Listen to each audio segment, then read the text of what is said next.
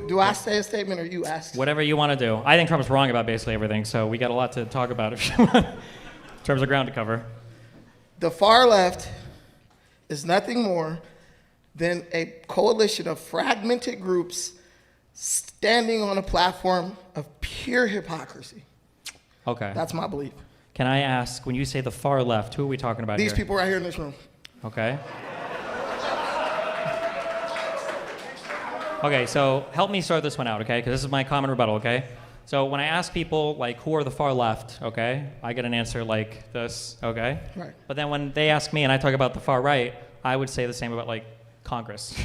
So, like, I feel like as much as I love my fans and you guys are powerful, I don't know the capacity for changing the character of the United States or California or even LA, but for Republicans, I feel like they're changing the character of the entire country at an accelerated rate in a way that I really don't like.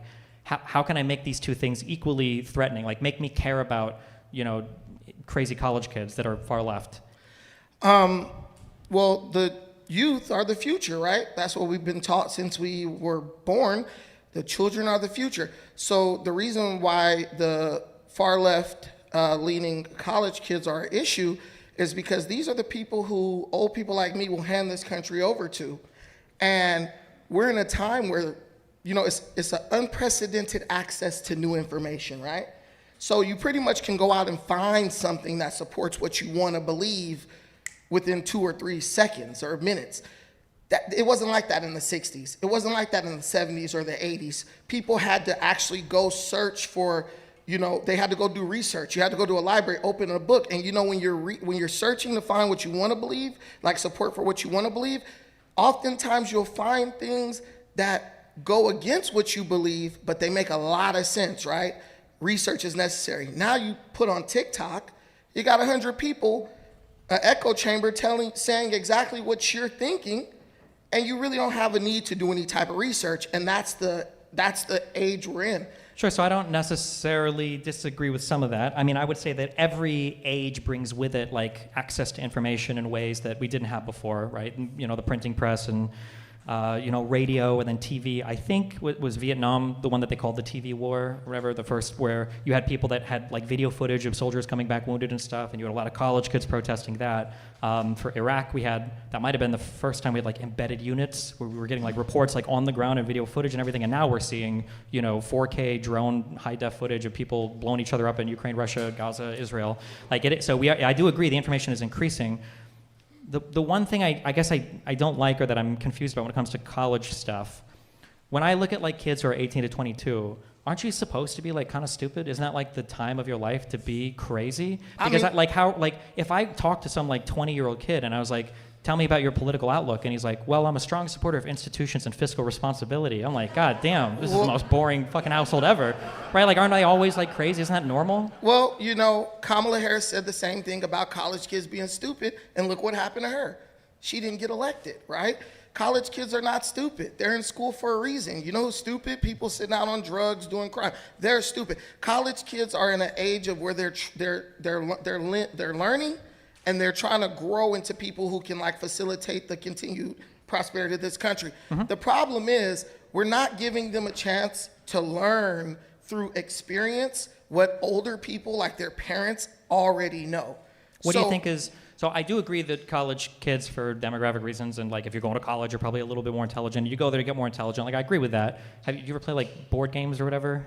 Have I ever played board games? Well, there's sometimes people are making like role-playing games. They've got like intelligence and you got like wisdom. Right. Some people might call like street smarts or book smarts or whatever. You know, however people are life experience, common sense versus, you know, knowing things. Like, college kids can be smart, but oh my God, they can also be fucking stupid, right? Like, you'll see like a guy who's 22, you know, graduating college, maybe 21 early, you know, like drunk driving or making the dumbest decision ever for the first time, crashes his car, you know, gets his girlfriend pregnant, you know, whatever stuff. Because like, man, their kids are dumb, they make dumb mistakes, they do that, it'll happen. There's no way, like, part of the learning experience is making those mistakes and being crazy and being cringe, isn't it? Yeah, so, I mean, Mark Zuckerberg's not stupid. He was that age at one point, and he created a billion-dollar company. The more access you have to information, the less ignorant you are of what's going on. I could see the college kid, like Ferris Bueller's Day Off or something, like back in those days, yeah, you kind of were expected to be a little bit dumb and gullible, but now people have information, they have answers to things at, you know, at the touch of a button. I don't think they're as ignorant or as stupid as we would like them to be. But I mean, like, I think the Democrats banked on that, and it like blew up in their face. And I think that's one of the hypocritical aspects of the far left, is that they expect everyone to be so dumb that they don't actually think, about the issues that they're expected to go vote on, and they just take somebody like Maxine Waters' word for it, somebody like Kamala Harris. Like, I don't think Kamala Harris is smarter than the average 21-year-old college student, honestly. I think they can string a sentence together. She can't. Kamala Harris, if she can't string a sentence together, I have no idea how much you're paying for Trump translations, because there's no way you can understand anything that guy's saying. But like, okay, but let me just back up one more time to this, and then we can move on to the next thing. Do you have any kids? Yeah. You ever have somebody who doesn't have kids try to tell you how to be a parent? Here's the real question. Yeah. Do they? No. Well, most of them probably don't. So- but I'm just saying that, like, no matter how smart somebody is, every parent's had that experience where somebody who doesn't have kids is there telling them, what they're doing. And it's not about them being smart or stupid or whatever. It's just they don't have the experience. This is why your premise is totally bad faith, because your audience is a bunch of people who don't deal with the everyday struggles that you and I deal with. So you can talk. Hold on. You can talk to them. Listen, do you know how much I care about an illegal criminal alien immigrant when my daughter says, "Hey, Dad, I need $4,000 for club volleyball"? I'm like, I don't care about that. This is my issue that I have to deal with today. And when they have kids and they have to deal with paying for daycare, feeding those kids, providing a place for those kids to live, they're gonna care a lot less about some guy in El Salvador getting due process when he's a criminal and he should be deported immediately. It depends on what your lived experience is, though, right? No. Like when I was growing up, okay, there were family members of mine that were criminal illegal immigrants, because half of my family comes from Cuba. But now the difference is my mom loves the illegal immigrants from Cuba. She doesn't like the ones from South America or from Mexico. Cubans traditionally hate illegals. Well, once they're here, they do. Of course, that's the way it's supposed to be. I'm just saying, you can't say, you want to say Cubans hate illegals. They all wanted Elian Gonzalez to stay when he floated over. He was legal. No, he wasn't. They caught him they were illegally immigrating. Wait. They were immigrating illegally. Okay. But did he touch the soil? So do asylum seekers. No. You're being disingenuous. There was a law where Cuban immigrants. Yes, we had a they wet foot, dry foot. I they're understand. legal. So let what's his name? Elian Gonzalez. Hey, let him stay. I want him to stay because that was the law of the land. So that's the difference. But we're not talking about just what the we're not talking about just what the law is. I'm just saying that people can have different. We're not talking about the laws. We're not talking about just what the law is. Oh, just what the law is. No. Well, that's what I live my life based on. Well, we can change the laws, right? You can, so go vote. Stop complaining. We can do both. I have a First Amendment and the right to vote. But I'm just saying it's interesting to give so much credence to Cuban immigrants, but not to people from Mexico or South America. Don't love them as much. Why? Because the Cubans believe what I believe.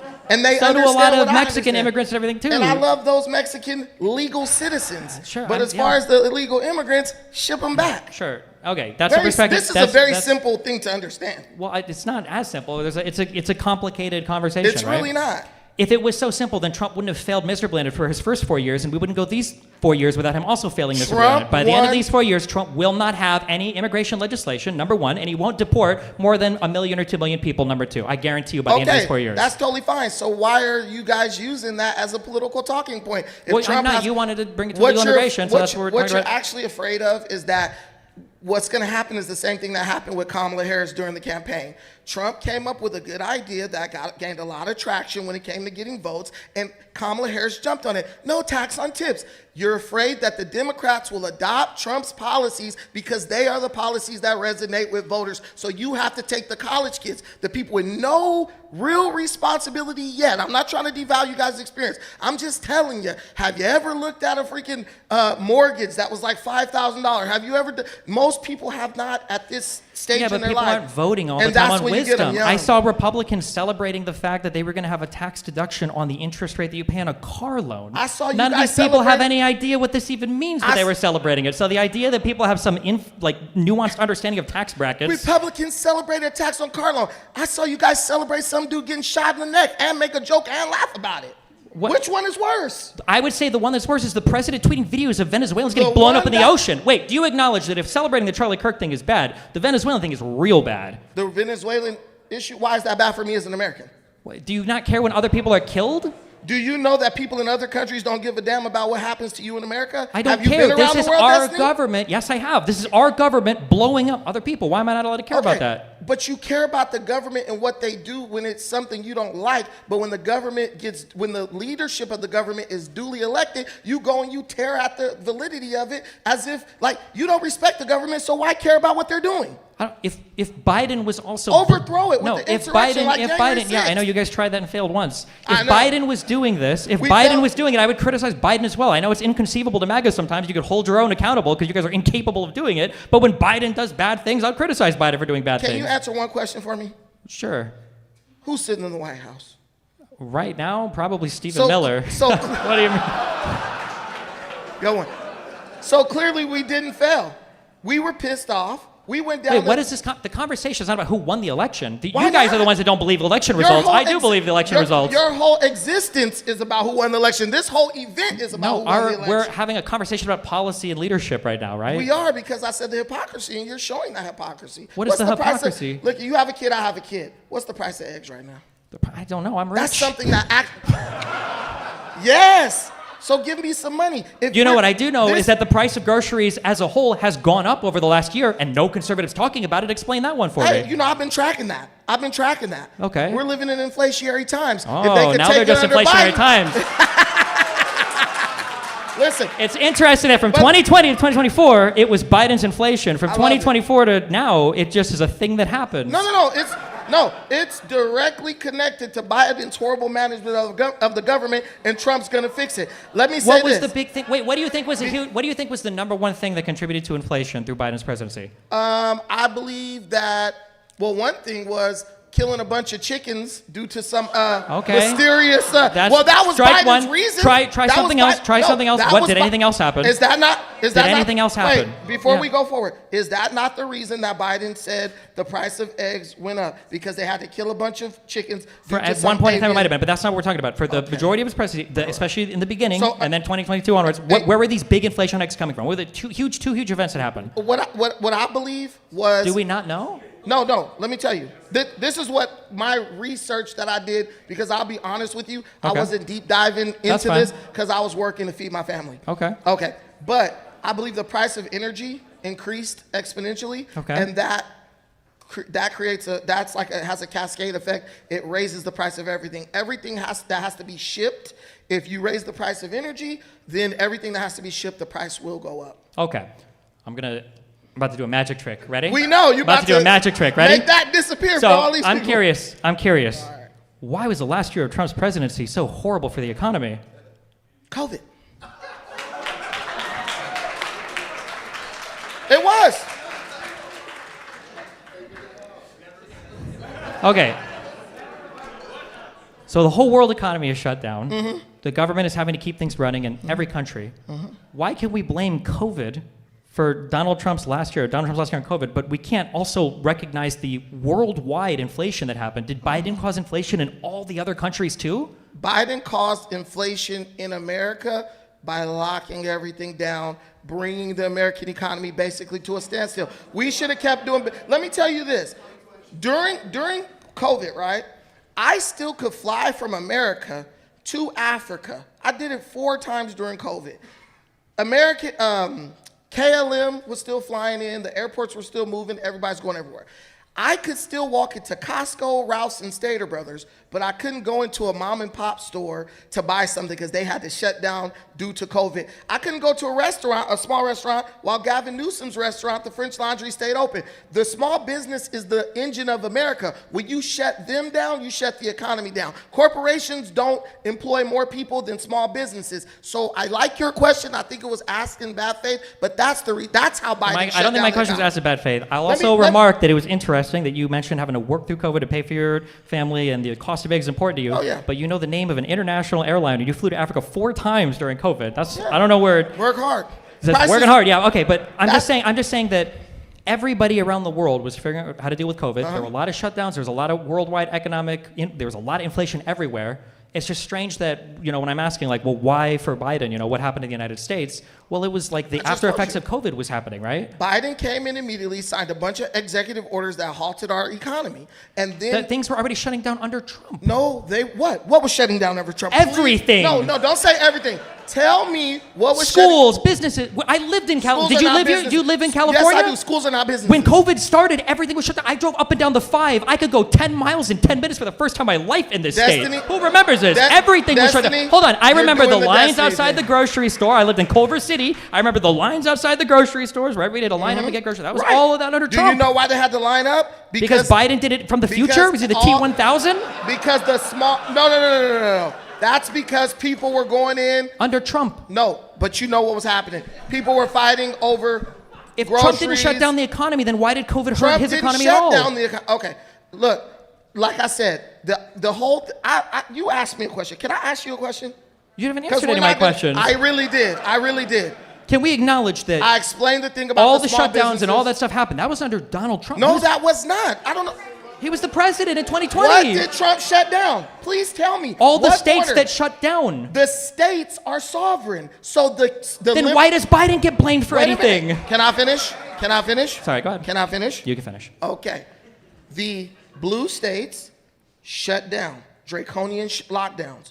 The red states, most of them did not. So that's the sovereignty of the state. But when Biden came into office, Biden was putting the pressure on the states to shut down. He was putting the pressure on the businesses of the states to lock down. So when the president says something, that gives validity to the illegal things that the states are doing. If Gavin Newsom is doing illegal shutdowns, if the president says, yeah, you should shut down, now it's easier for them to do because people look at Then why didn't Donald Trump just tell all the states to open up? He did. No, he was encouraging them. He wasn't. The United States declared a global... This was one of Trump's biggest... I know we forget because we like to wipe the past. Donald Trump's biggest accomplishments was him shutting down flights from China and recommending people, take precautionary measures. Everybody blamed Cuomo in New York for murdering all the old people by sending grandma to an old person's home or whatever. But didn't the Democrats argue that Trump didn't shut down flights in time? That's how COVID got into America? Sure, because you could argue that you could have made it earlier. Want? Do you want to shut it down or not? You're talking about what the Democrats said. I'm talking about factually what happened. I'm bringing up what actually... Listen, I'm just talking about what happened. I was in Frankfurt Airport when Donald Trump shut down all flights coming from Europe into the United States. And I watched as airlines flew people into Canada and they went around Trump's rule. Okay, so if Donald Trump was shutting down flights, wouldn't you say that counts as pressure to shut down the economy? Because the Democrats were they were on one side. Okay, so on one hand, you want the flight shut down. We're not talking about what I want. I'm just talking about what happened. No, I'm talking about the hive mind. You're talking about anything but what would give Trump accountability for anything. You guys all think the same, so I'm just addressing you as general. You said we all think the same. I literally predicted like 2 of your answers so far. Let me ask you a question. Yeah. Should Trump have shut it down or should Trump have left it open? I don't know what Trump necessarily should have done. That's why I said bad faith. Can I finish my... I let you finish. I don't know. I don't know what the answer should have been, but I know what the process should have looked like. What would you have done? The process should have been him conferring with the National Institute of Health, the CDC, and him conferring with the state governments to put together some kind of comprehensive guidelines for the whole country. Instead of hanging out Fauci to dry, watching the CDC and the NIH issue some kind of guidelines, and then whenever anything didn't go perfectly as planned, him lobbing grenades from the side like a loser, blaming everybody else for all of his problems. We're not going to disrespect the president. We all watched the video. Of Anthony Fauci saying, "Oh, COVID-19 is not a big deal. You get a little flu. You might have a little cough, sneeze, whatever." That was Trump. When Donald Trump. There is a video. I watched it with my own eyes. Fauci dismissed COVID as a very minor thing. Later on, and Trump went with Fauci's advice. Then when they start saying, then all of a sudden everyone's like, "Oh, he should have shut this down and shut that down." I saw the trick. I saw how they went from saying it wasn't a big thing to worry about, and then all of a sudden it was the worst thing ever. But what I'm telling you is the arguments are in bad faith. Everything in this movement is built on inclusivity, equity, and justice, all this crap, right? But my thing is this: if we want inclusive, like, would you guys agree you want inclusivity and equity and all that?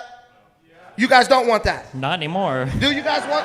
I'm asking this question.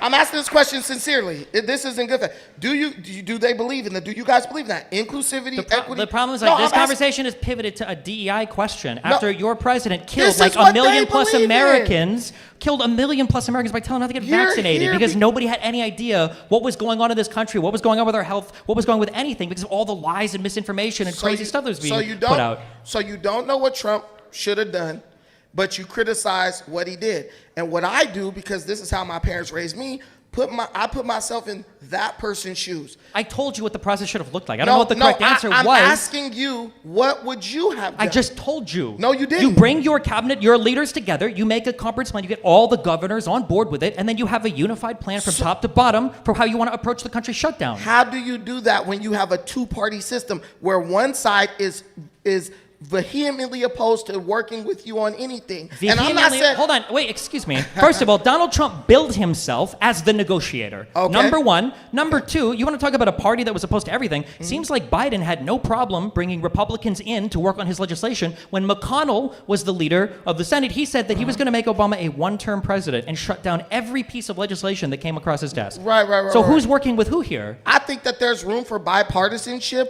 I do not believe that the Democrats were working in good faith with Trump because they were not happy that an outsider actually achieved the office of president like Trump did. They literally blocked Trump on so many different things. They basically were doing the same thing to Trump that you said was being done to Biden.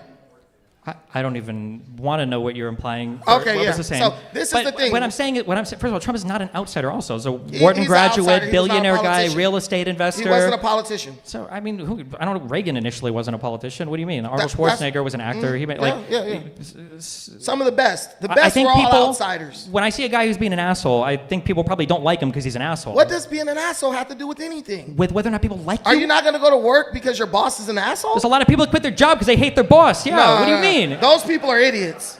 But what I'm telling you is, this is more like the lane that I argue in. Reality. You're arguing feelings, subjective crap that doesn't mean anything.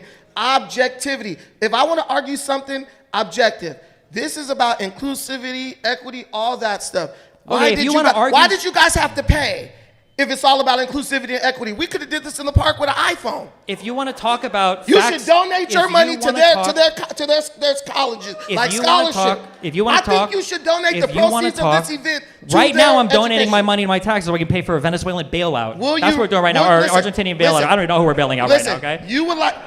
So that's what I'm doing right now, and I'm subsidizing all of the meth head, measles-affected red states right now. That's where my tax money is going, okay? I don't have any extra money right now to donate, okay? What? May I please make one statement? Go ahead. And I'll get off stage. No, wait, hold on, wait. I have more questions. Why, if you want to talk about facts over feelings, why is it that when we ask about Trump's leadership through COVID, we have a million excuses for... I don't have any excuses. So he failed. I'm not going to say he failed. I think he dealt with... No, listen. How can someone who admitted that they don't know what they would have done and they don't know what he should have done... I wasn't the president. That's the point. It is something that has... This is something that in our lifetime has never occurred. Yeah, these are the Democrat arguments for why people were shutting down and people didn't know how long the economy should stay closed for and what the stimulus should look like. Anybody can armchair... Did Trump make any mistakes during COVID? Look. Did Trump make a single mistake during COVID? Let me think.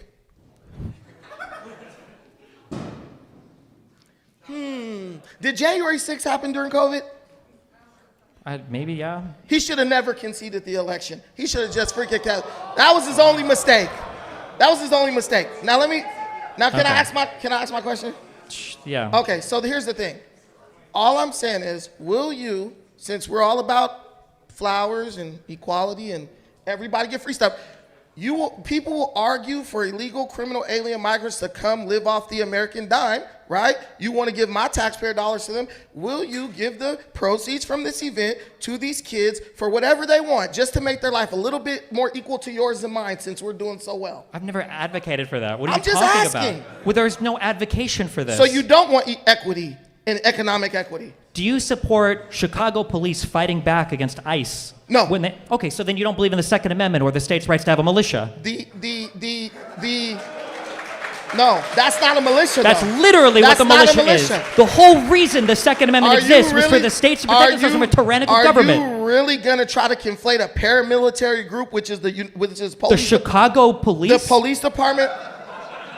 is paramilitary, but the guys coming from the Black Hawk choppers with the masks who are... Dude, these guys have tanks. There are police departments with tanks.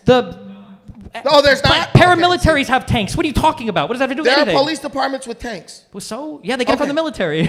That makes them paramilitary. What I'm telling you is this. That is not a militia. The police, the law enforcement's job is to uphold and defend the Constitution. That's what their job is. To enforce their when state they're laws. fighting against to the enforce federal, their state laws. When they're listen, state sovereignty doesn't matter now to conservatives? You're conflating two different things. I'm not conflating anything. You kind of just going off of an emotional thing. I'm not going off an emotional. I'm going off a legal thing. You're going off of emotions. You think cops are there to make you feel good. The federal government. State police are there for state laws. Local police are for local laws. The federal government is there for federal laws. The federal government trumps, no pun intended, any local law enforcement. If they trump any local law enforcement, well, you tell me. Why did Trump allow half the country to close then under COVID? Huh? Why did Trump allow half the... I'm not moving the goalposts. The president has that much control over everything. Then why did Trump allow half the country to close under COVID? Someone may want to do that with you, but I'm not doing it. Are we talking about the police departments committing treason against the federal government? They're not committing to. They have no obligation. That's exactly what they're doing. They don't have obligation to enforce federal law. They took an oath to defend the Constitution and the citizens under their care. The police force is there to enforce the laws that they have jurisdiction over. But not federal laws. But the police forces are abandoning their responsibility, like in Portland. They don't have an obligation to do that. They did. When you call the police in Portland, they don't show up for 3 hours. Someone got knocked unconscious the other day in Portland. The ICE agents had to come get that guy off the street and bring him in for medical care. Yeah, there was a lady that got shot and killed by the feds in the Capitol building on January 6th when Trump refused to send anybody there. She shouldn't have been trying to break into Congress. Sure, but Trump also probably shouldn't have told them all to go there, right? He did tell him to go peacefully. No, he said they would be marching peacefully. He also don't have to fight like hell or they're going to lose their country, and that's what they went and did. Hey, I saw you lose this argument on Jubilee. I didn't lose this argument. I won it completely. It's completely 100%. I know every part of that argument. Trump said peacefully and patriotically. Trump said fight like hell or you'll lose your country. If he said peacefully and patriotically, how does so many people misunderstand him? So anytime you... Is he a bad communicator too? Listen, I heard Hillary Clinton say, I'm a fighter. Kamala Harris said, I'm a fighter. Neither one of these women have ever... How many people do you see fighting in the street with Hillary Clinton and Kamala Harris banners? Dude, I saw a kook on the freeway earlier. Biden, Harris, and Harris Walls on the freaking bumper sticker with all these other cat stickers. These are car driving. These are... How did they get This is like the conservative machine right here. This is your problem, is the bumper stickers. That's what's driving you crazy. I'm just listen, Destiny, I'm a common man, and my concern... You had 4 trips to Africa over COVID. What kind of common man? Very common. I'm a common man. I have my concerns are those of a common man. Arguing all these different issues, it means nothing to me. Not compared to DEI? How do I feed my family, and are you going to give the proceeds from this event to these beautiful people who showed up? I don't think they got the show they wanted, because those first 3 guys were terrible. After you defend states' rights to defend themselves from a tyrannical federal government. How about this, guys? How about I'll give you everything in my pocket, you guys divide it up immediately. Destiny donates the proceeds of this event to you guys equally. All right, final. I think that's a good idea. Brandon gets the final word there. Brandon gets the final word. What do you got? My final word is this, guys. Just wait a little while. Don't be so hyped up over what's happening even now. In 3 years, Donald Trump's going to be gone, and you're going to have to make a very important decision about the future of this country. I would start preparing to make the right decision about that instead of complaining about something you can't change. Trump will be president for the next 3 years, whether you like it or not. In 4 years, a lot changes. A lot of you will have families, maybe kids, whatever that you want or you don't want. When you start having those type of responsibilities, your entire perspective is going to change. Mine did as I got older. I would not hang my hat on this crap because you're going to inherit this country and your children will inherit it from you. Don't create a situation that they can't come back from. And I think that's what we're at risk at with this type of rhetoric. Thank you. All right, thank you, Brandon. Put your hands together for Brandon. He had a really good run. All right. Wow. Just by show of hands quickly, how many people have kids in the audience? Okay, yeah. Yeah, we have some parents in the audience, just FYI. I have a kid. Okay. Wow, that was a good run. We're going to go straight into our next debater. Let's put our hands together for Eugene Janis. Everyone, here comes Eugene. Travis. What's up, buddy? Bottle of water? Hey, what's up? Hey. Okay, so immediately, I am not conservative. I am left. I am Speak in the mic if you Democratic can. the whole time here. Okay. I'm actually here to have a good faith corroboration debate thing, as one of the complaints I've been getting so far messaging-wise is, especially with the Prop 50, we got to get this, we got to win, that's it. The only thing, my biggest concern is they say that, and they say it in a way as if we don't win, they don't have a plan for afterward.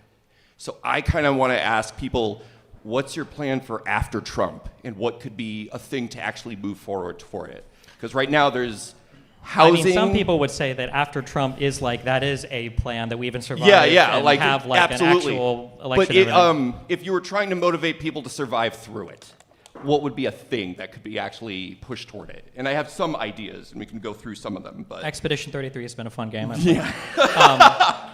No, I mean, like, part of what you're saying, part of an issue, there's like so much. You could write a dissertation on several aspects of this, I think, but there's this whole media environment that conservatives have had top-down control of, and there's this whole like movement that they've had so much control of. And one of the nice things I feel with conservatism is there's always an enemy, there's always marching orders, there's always something to fight against, there's always some like greater project or thing or movement, you know, you're a part of. Whether you're protecting, the wiener dogs from the evil Haitians eating them, or whether you're protecting your borders from the 5, 10, 15, 25 million immigrants, however many are coming in, they've always got a thing to work towards. I think that one of the consequences or side effects of Democrats always being on the defensive when it comes to Republican messaging is you never really get to establish your own thing. Because you're always living like in the shadow of the criticisms of the other party, saying like, well, I'm not that, I'm not Trump, I'm not this, I'm not whatever. Yeah, and so you have a hard time like coming up and defining what you're doing.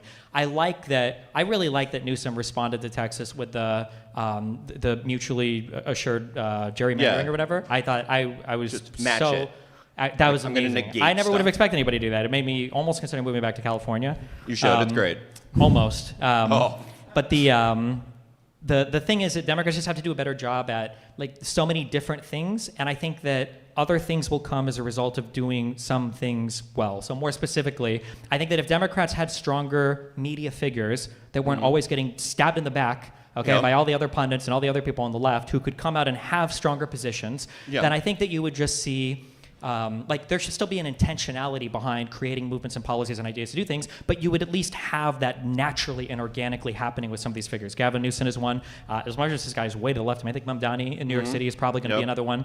AOC to some extent, is one kind of in the background. But I think that's important. A lot of the stuff I watch online, I watch you, I watch a bunch of other people. There's a point where I almost just ask the question, like, are they cooperating?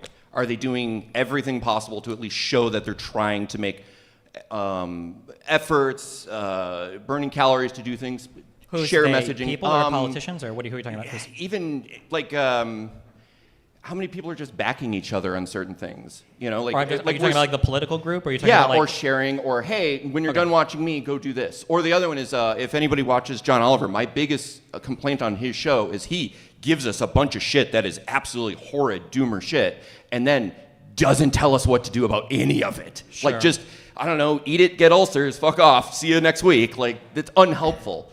I mean, I agree. I think that part of this, I've talked about this a lot on stream, is the idea that the sides are playing different games sometimes. So on the conservative side, they are playing the politics game. It is the Game of Thrones. They want to win their seats, and everything they do at the end of the day is geared towards some political end. And on the left, that's not really the same game that I think a lot of the kind of alternative media people are playing. And as a result of that, they don't play it the same way. Like, if you've watched my stream for any number of years, like, you've heard me remark how crazy it is that, you had fucking Benny Johnson. God, what a fucking loser, okay? And, like, even, like, for his class of people, he's even a loser. He's just like, Jesus, you'll never meet... Raise your hand if you've ever met an actual Benny Johnson fan in the real world. Anyway, okay, we got one guy over there met him. Okay, guy who manages his YouTube... What? They're in Russia. Yeah, they're in Russia. Okay, wait, Yeah. do you speak Russian?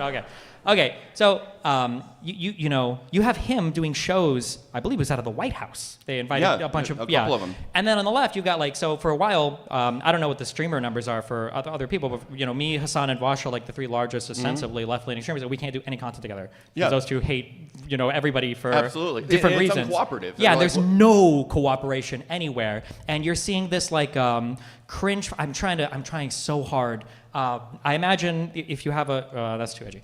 There's some people that are hard to love. Okay, Yeah. I'm trying my hardest to love Hakeem Jeffries, and my God, watching him say anything positive at all about Eric Adams fucking killed me. I'm like, please God, stop. If you guys say you don't want to, endorse Mamdani for whatever reason, okay, whatever, maybe I get it. But like to sit here and simp for this loser, the Democrats just have a really hard time kind of like bringing people together, working together, and that extends from the political figures down through to the to the influencers and the YouTubers and everybody else. It's an issue. Yeah. One of the things to take like a news diet off of for a while, and I chose extremely poorly. Don't do this.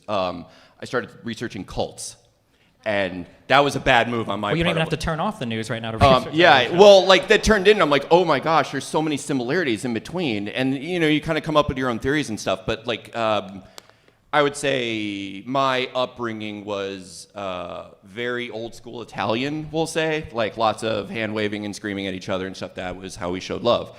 Later, I realized, that's hardcore abusive in so many ways, but it has prepared me for having conversations with other people, such as the last guy that was here or anything like that. Just not backing down. You don't have to escalate, doesn't have to get violent, but also I can't just cower down and just let you steamroll me over that. And I feel like that's an actual thing to take pride of in America, that most people didn't have to deal with that. But now it's almost a requirement because they're just unprepared for this kind of battle. Yeah, but I think a lot of it, unfortunately, comes down to people don't talk about this as much. We say like, misinformation, and we kind of like move on from it. But right. Like, the internet has truly changed everything. And like in some ways, like I feel better sitting across from like an actual neo-Nazi who has like a strong belief system that's opposite mine, and we can have the fundamental differences, morally.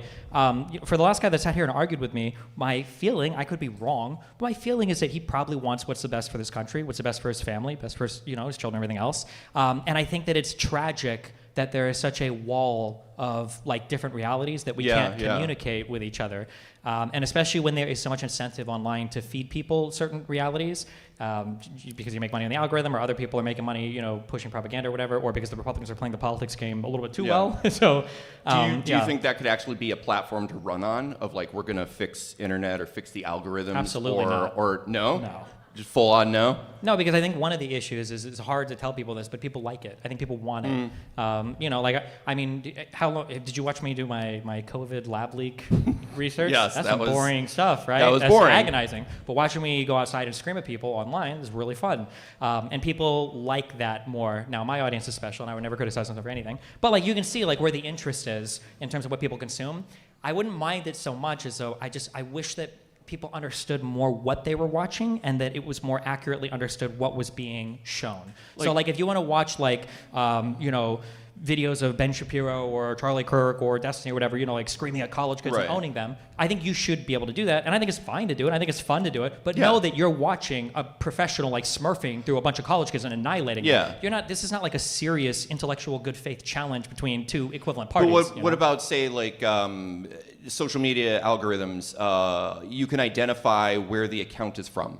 You can come like, this is clearly, I don't think they have America's best interest because it's from China, or something like that. Personally, I think that I've said that for a while. That should be like a law that I think is passed. That if there's like a major enough social media account or media figure, their country of origin should be identified. Yeah. Because I think if you consumed media from 10 different large accounts and that law went into effect, and the next day you found out that like 8 of them were from Russia, 1 was from Qatar, and 1 was from China, I think it would make you look at those accounts like a little bit differently. Yeah, I would hope so. And would you want to retweet them or kind of investigate them more? Or maybe I don't want to do this. Can I start unfollowing them? Something like that. Yeah. Because I think one thing, I say this a lot when it comes to the whole, who disavows violence first or mutually assured destruction. One thing I mentioned when it came to when the Russian-led DNC and the hacks, DCCC hacks or whatever is selective transparency is worse than no transparency. Yeah, 'cause it it's gives better to authority know to it. nothing than to gather a few facts, because when you gather a few facts here, you start to make assumptions about that, Yep. and you might be way more wrong than Just if you didn't fill know in the anything gaps. at all.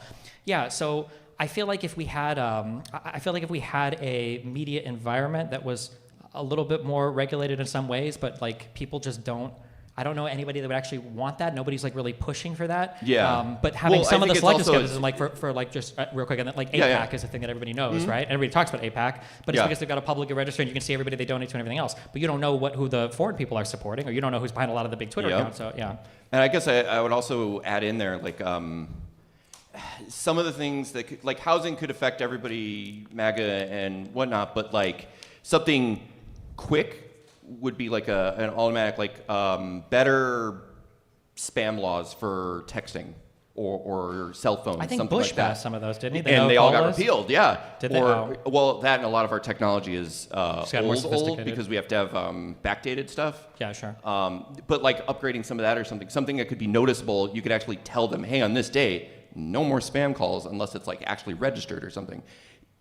Just trying to run on something that would actually improve somebody's day, that because I can't come up and say like, you're going to fix housing. I don't know what that means. I don't know if I'm going to afford it. I don't know if that includes me. Like most people, when they say what generation they're in, they don't actually know what age range or Yeah, but I think one idea. issue is because we become so detached from each other. Like if you had somebody who wanted like a $10 an hour minimum wage and somebody Right. who wanted a 20 an hour minimum wage, having these people fight with each other, it might seem like they're both radical to each other, but if you separate them, the guy at $10 an hour is going to be in a group where they're going to be people arguing for no minimum wage, and the guy at 20 an hour is going to be arguing for a living wage for anybody who looks at a job. Yeah. So like you get these people that are so far apart from each other because they're not communicating. Also dictating where they live and stuff too. Their whole entire situation. But then it's hard because like we can sit here and talk about like, oh, what would transparency look like for better social media environments? Well, right now half the country is willing to accept Donald Trump having cryptocurrencies Yes. under his family name that are literally, this is the definition of like untraceable money, and he's having dinners where people who are the top dollar donor, it sounds like a fucking Twitch stream, right? The biggest subber of the month is allowed to come and have a conversation with him.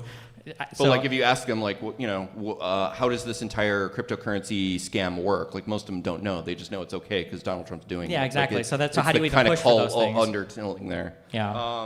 Let me see. All right, final point there, Eugene. I just appreciate the conversation really quick. I hope people take this as like an actual good faith conversation of how to improve things. Some of the stuff will work, some of it won't. Other people have ideas. If anybody has any ideas or anything, I'll be in the back. Sure. And I'm trying to start up something called Monetized Talking, which is a ridiculous way of saying running a podcast network. But the general consensus is like how to break through to the other side, but also do it in an authentic way where they trust it enough to go like, well, I don't believe what he says, but he hasn't shown me wrong yet. Because like I would say a lot of the stuff on our side is the hyperbolicness, as opposed to this is the exact thing that was said. And like you don't necessarily do that, but you hear other people on Twitter, this is what happened, this is what I saw, and it just kind of goes back and forth, and it disrupts the trust that could have happened to people that are snapped out of the cult. And the other part is if you are in the cult, like go find other people that left, so you have an actual place to go. There's definitely people that are like, oh, I don't like this. I wanted the Epstein stuff, but also if I start telling people this, I'm going to lose my job, my family, my kids. No one's going to talk to me. I'm going to get run out of town. So I'm going to shut the fuck up and just nod. So Yeah. I mean, I think having a more cohesive media environment and more cohesive reality, I think would get in that direction. But that's a huge monumental task. Yeah, exactly. I appreciate it. All right, put your hands together for Eugene. Thank you so much. Awesome stuff, man. Okay, quick roll call for debaters that may or may not have arrived late here. Baron's here. Okay, great. We got Baron. David, you bought a debate ticket? David. No David.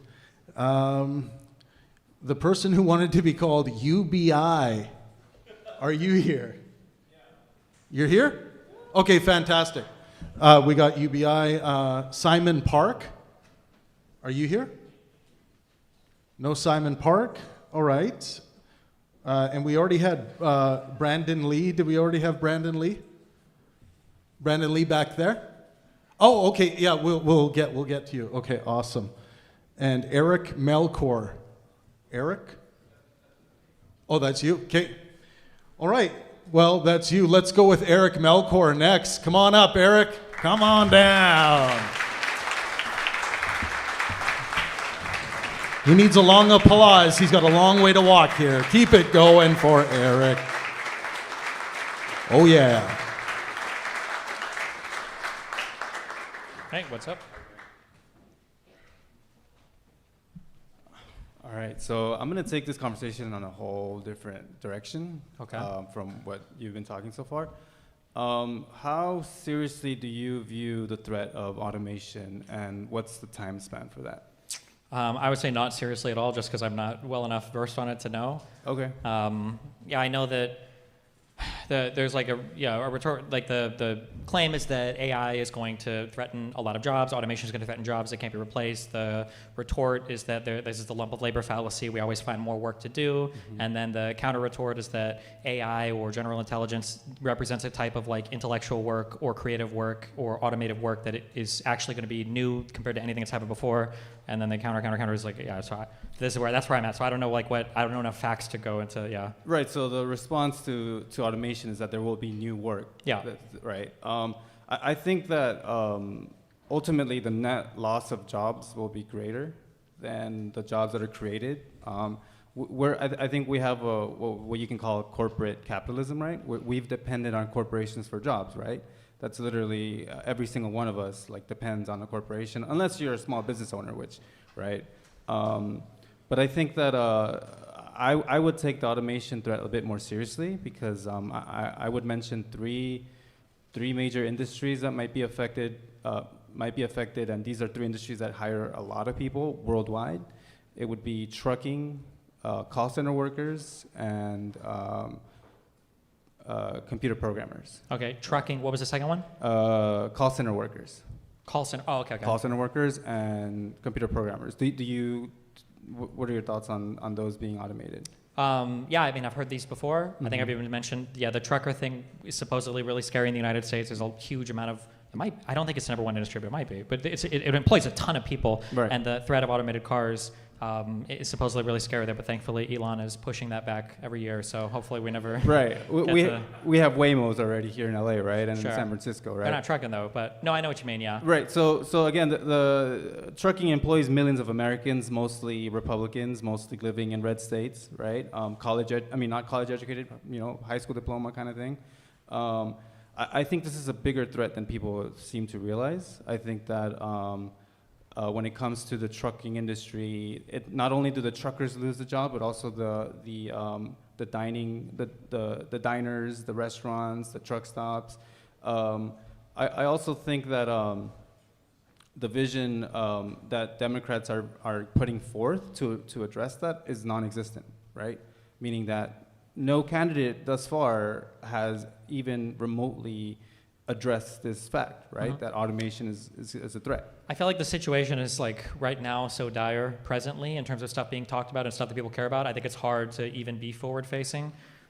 We on the conservative side, like they say that every single problem was literally existential, and then on the Democratic side, it's starting to feel like every single problem, to some extent, or at least a lot of them are existential. So when you're in that like fight or flight mindset, it's hard to kind of like plan for the future, I guess. Right. So it's like the scarcity mindset, right? It's A little bit, yeah. Right. So I think there's like a broader way to talk about it, but nobody ever really addressed the conversation. But it has to do with like how do you address workers that are left behind when your GDP is growing? It's like Right. a broad way of saying it. Yes. Well, that's the whole point of automation, is that we will be as productive as ever, even more so, because robots can do better jobs than humans, right? But I feel like that assumption that we would live in this kind of like post-scarcity world, for some reason, I'm sure most economists probably account for this. I'm just saying, generally speaking, it feels like people don't account for the fact that consumer demand seems to be infinite. Like the appetite for a consumer for more stuff is like always growing. So insofar as if there are 100 people that are sitting around that can have, everything provided by robots, somebody's going to want something that one of those 99 other people can provide, and then that's, for some reason, that's always rolled forward that way. Now, the claim always is that AI or something is going to represent a unique displacement of workers that, won't be able to be compensated with just increased demand or, lump of labor stuff. But I mean, that has yet to happen, and I guess we'll see. If it does, then damn. I just view a failure in both Democrats and Republicans in terms of like offering a hopeful message for the future. And as my name implied, the UBI thing, there's only one candidate so far that has even remotely touched on this, and it's Andrew Yang, right? I'm pretty sure most of you guys know. People view him as the sort of this kind of weird kind of, I don't know, I don't even know how people characterize him at this point, right? But he was the only one to offer like a pretty solid plan, right? So one of the things that he had was a universal basic income, which was $1,000 a month that every U.S. citizen over the age of 18 would qualify. I would argue that this policy is much better than what Kamala had to offer during her presidential run. And as well as he had a vision to fix the tax system in America, which you've touched on this before because I do watch your videos. He proposed a value-added tax system. And I think there's many different versions of a value-added tax system, but I believe the best version is the UK's version, in which it's a 20% tax on all luxury items, non-essentials, right? There's I believe a 3 or 6% tax on semi-essentials. Think diapers, children's clothing, things of that nature. And then there's essentials are not taxed at all, meaning groceries like milk, eggs, rice, beans, fruits, and vegetables, right? I would also mention that the UK has a sugar tax, right? Because do you really want more people to succumb to diabetes and other diseases that would put a pressure on their healthcare system, right? So I don't necessarily think that, I can't say that this would be a bad tax structure for a kind of like quasi post-scarcity future, but the only issue is right now we're designing kind of like the perfect tax or societal fiscal structure for a reality that we're not quite at yet. So I think it's hard to, I think the value-added tax system offers a lot of strengths even now if it were to apply. I'm not going to disagree on that. It'll never happen because Americans, well, actually, I guess that's not true. It would only happen if Trump did it because apparently that's the only way conservatives will accept new taxes. But I think most economists, I think everybody is generally in favor of a type of value-added tax because it gives the federal government the ability to have a federal sales tax. But I would never. I don't think I would oppose it. I would support that, but I don't think it's going to happen, unfortunately, in the U.S. Well, I think all of these conversations that I've heard so far, I mean, that you have, and I really applaud you for what you do, right? To put yourself out there and talking to the right. I just think it's just so divisive. It doesn't really offer a unifying message.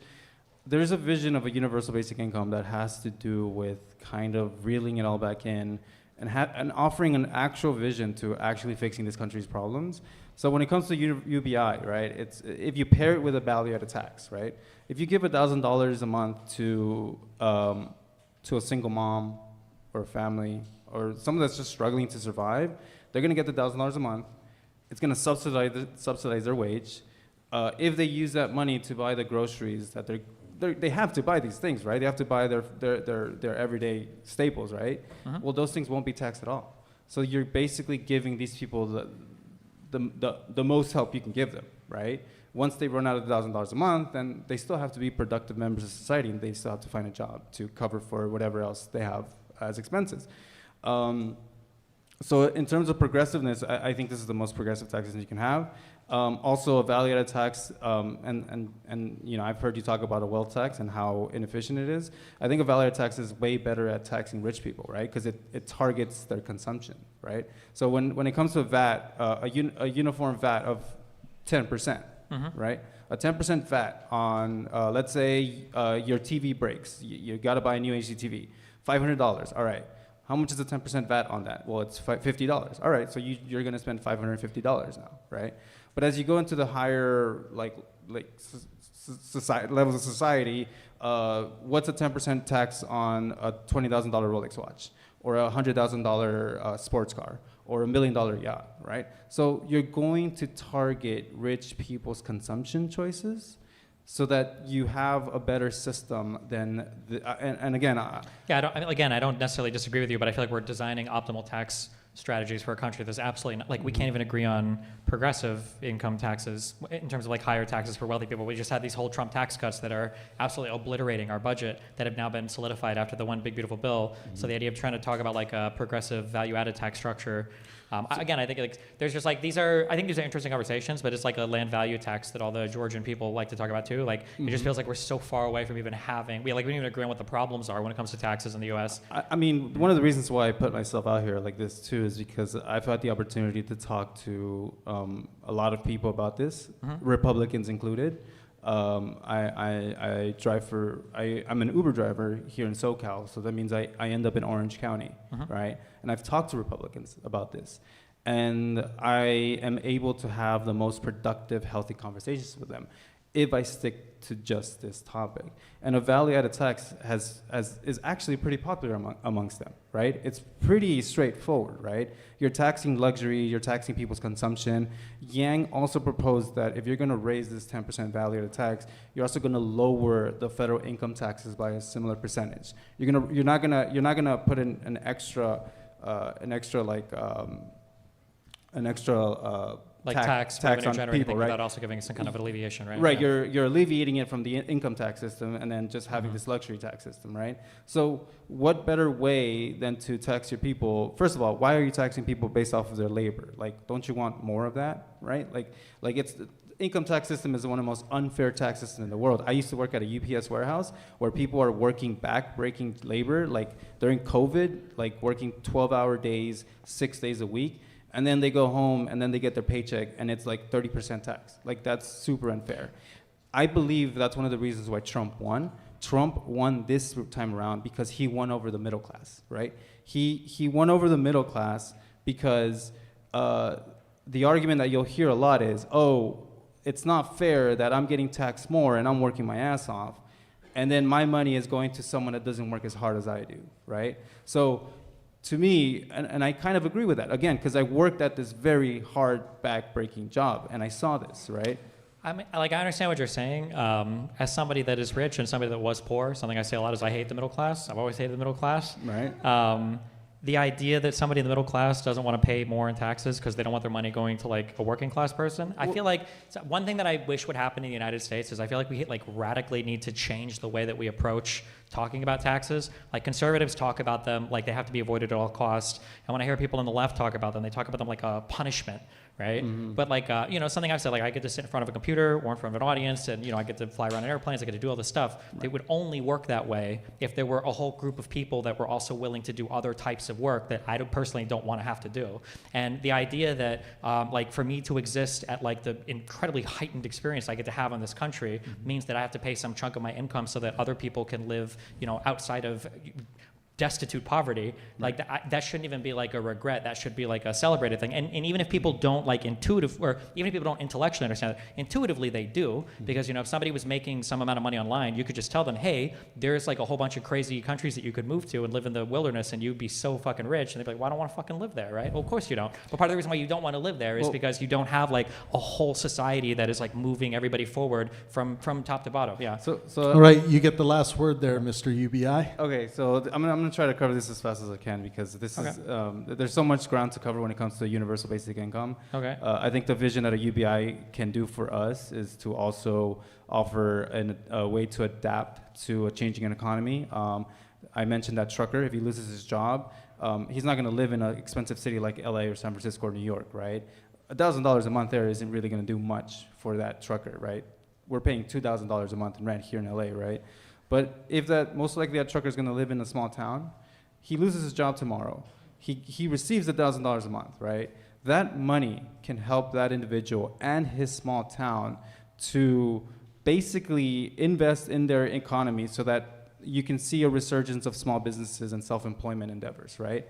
So again, the vision of a UBI, that what it can do for us, it's very complex. There's a lot of ground to cover. There's so much in terms of how you could even call it a left-leaning libertarian idea in which instead of the wastefulness that government can do, I mean, we've already seen it in terms of the homeless industrial complex that's happening here in California.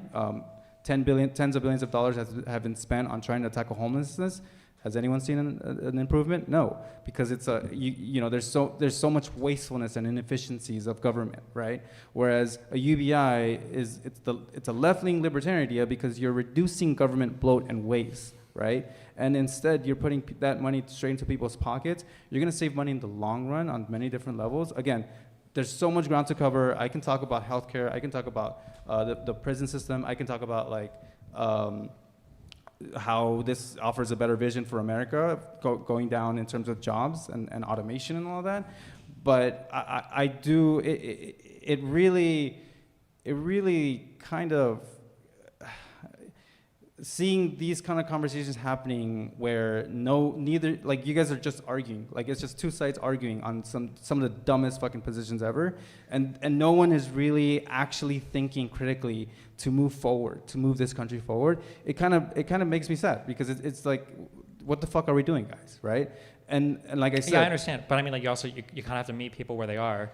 Like the UBI argument can be the best argument in the world, but if I show the right group of conservatives a picture of a bunch of brown and black people getting it, they're going to be immediately opposed and they're going to call them all lazy. It's like, okay, well, I guess we're that's the beauty about the universality of it, right? But Yang also had a really good. He actually had traction with Republicans during that 2020 election cycle, right? So he was able to offer a vision that Democrats didn't offer, right? So again, this is, we're all just kind of like just going in circles with some of the dumbest things I've ever heard, and it's all brain rot kind of topics, right? And I get it.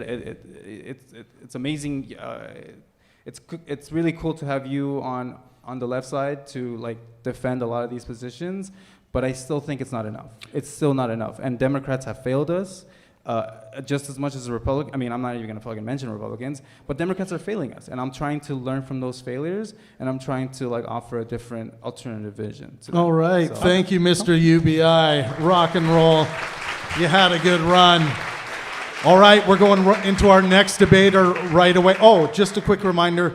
Stephen will be signing posters. You can get a free poster after and a picture with Stephen once we are done with our debaters tonight. So don't go away once we conclude. Callie Chan, you're up next. Put your hands together for Callie Chan. She's coming straight from the back of the house. So keep that round of applause going.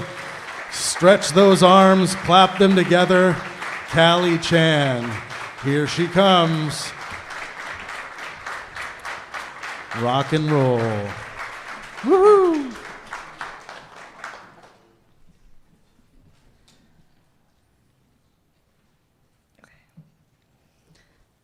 I just want to preface that I am definitely not a political whiz here.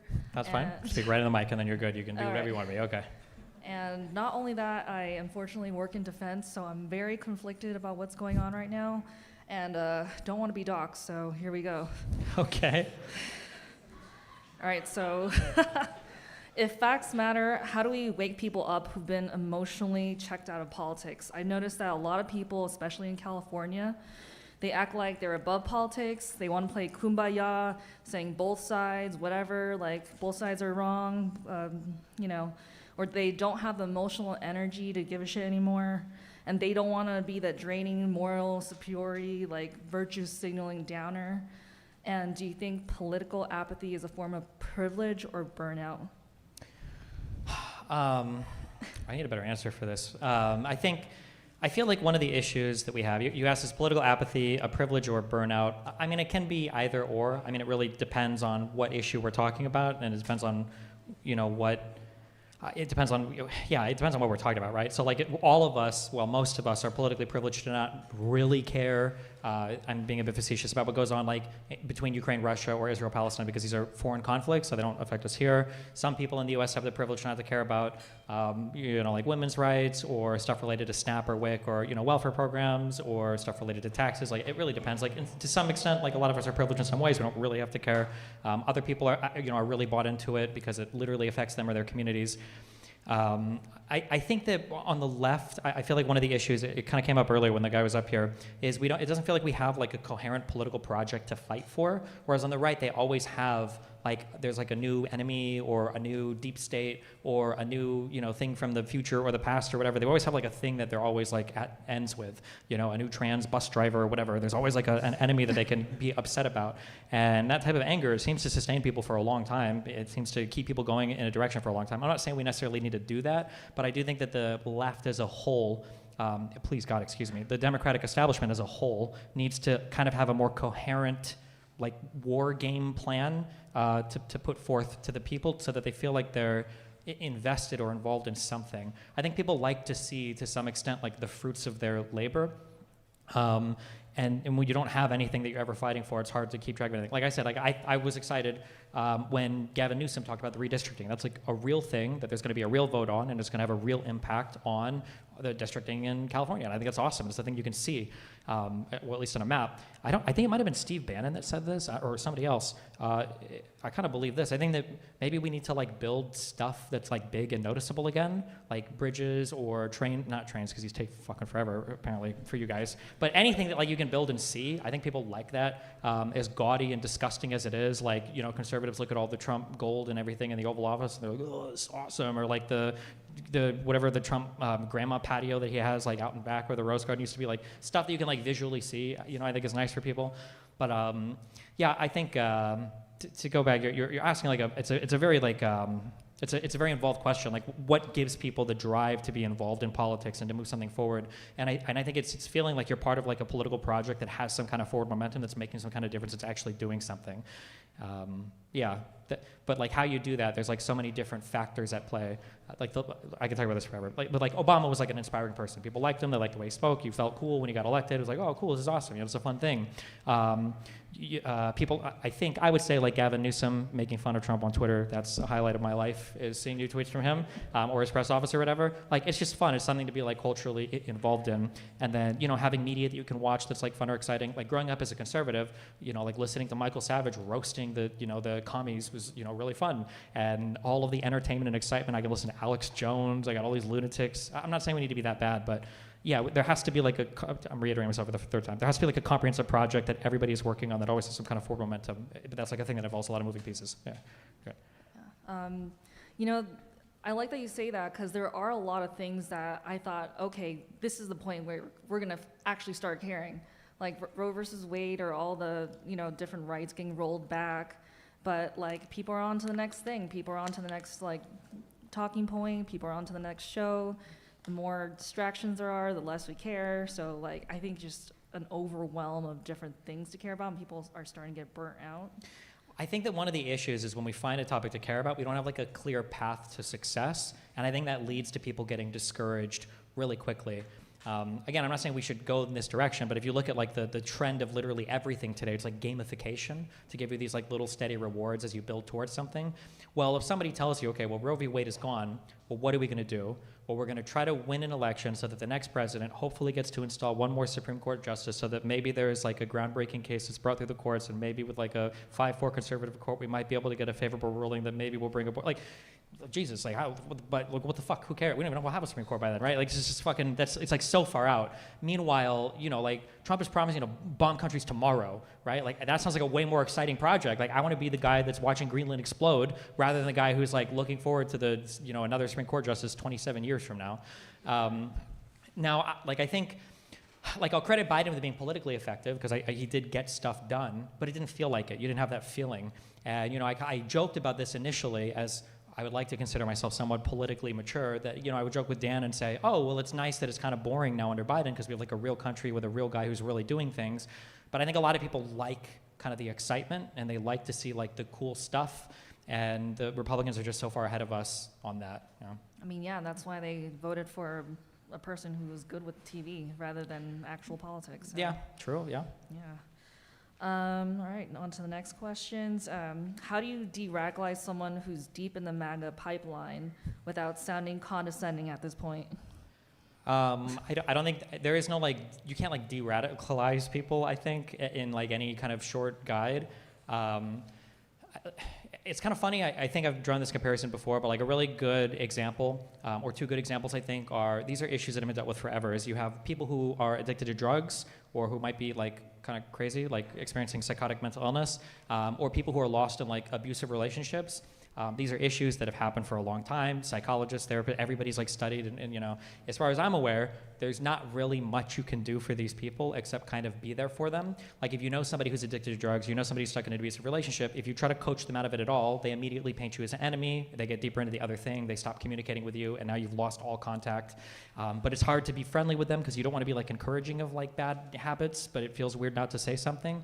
The problem is once somebody's an adult, they truly are left to make their own choices. I would say that if you have a friend in your life and you feel like they're, you know, down a certain rabbit hole, you talk to them as much as you can, but it's going to be kind of obvious if you're trying to like, you know, argue them out of a particular point. Like they're going to pick up on that. It's not like you can go here as like a therapist and try to talk a friend down from something. So also keep in mind too, like don't feel bad. Like you're up against an impossible machine. You know, like I think I've made this joke on stream a lot, and like I've had multiple friends that I've lost who it starts with the innocent, like, so I saw this guy on Candace Owens and he was making a lot of sense, and I'm like, fuck, like in 6 months this person's gonna be fucking crazy. And it's happened like 3 times. And nothing that I say or do, no amount of argument or no amount of like logical refutation matters, because by the time I've spent 1 week going over with some fucking guy who believes in the ether, they've got like 6 other shows that they're ready to give me. And I was like, okay, well, like something is clicking in your brain here that I can't communicate with and I can't do anything about. So yeah, it's what I said for the first thing. It's like this whole interconnected moving, you know, puzzle that there's a lot of different pieces that have to be working to make things work better. Yeah. All right, you get the last word there, Callie. Okay, let's see. Alrighty, one more thing. May I ask, is there anything Trump related that you disagree with Stephen on? Okay, does obsessing over Trump keep him culturally immortal?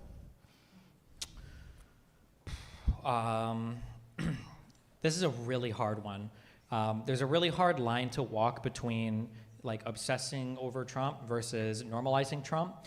One thing that I found, especially with my own political enemies, whose heads I occupy 24/7, rent-free, is the easiest way they can kind of like brush off criticism of them is to call other people obsessed. So, you know, if I talk negatively about a particular thing and they don't want to deal with the criticism, they say, oh, that guy's obsessed with me, and then you're done with it. MAGA like formalized this with the whole Trump derangement syndrome. Like, oh, don't you think it's kind of crazy when Trump does this? And it's like, I think it's kind of crazy how fucking TDS you are. And it's like, okay, well, fuck me, I guess. So like, I think the important thing is to keep the criticisms like measured. Like when Trump does a really bad thing, I think you have to call it out. There should be people calling it out, but like not every single stupid thing, obviously. So making sure the criticism is accurate, making sure it's measured, the magnitude, your response is appropriate. Yeah, and maybe not calling out necessarily every single little thing, but like we're in an era now where like every other day there's like shit happening that is just unbelievably insane to me. And to not have anybody calling it out, yeah, is not good. And when you've been like so recessed on it for so long, to start to step up and call it out, people are going to see that tonal shift and they're like, oh my God, you became deranged. What happened? It's like, well, no, I just fucking started opening my mouth on this. Yeah. So there has to be some balance there. Yeah. All right, everyone, give it up for Callie. She had a really good run here. Rock and roll. All right. Well, I think this next debater is going to bring the heat. Put your hands together for Barron. Barron, let's go. Da-da, da-da, da-da, da-da. Keep it going, keep it going, keep it going.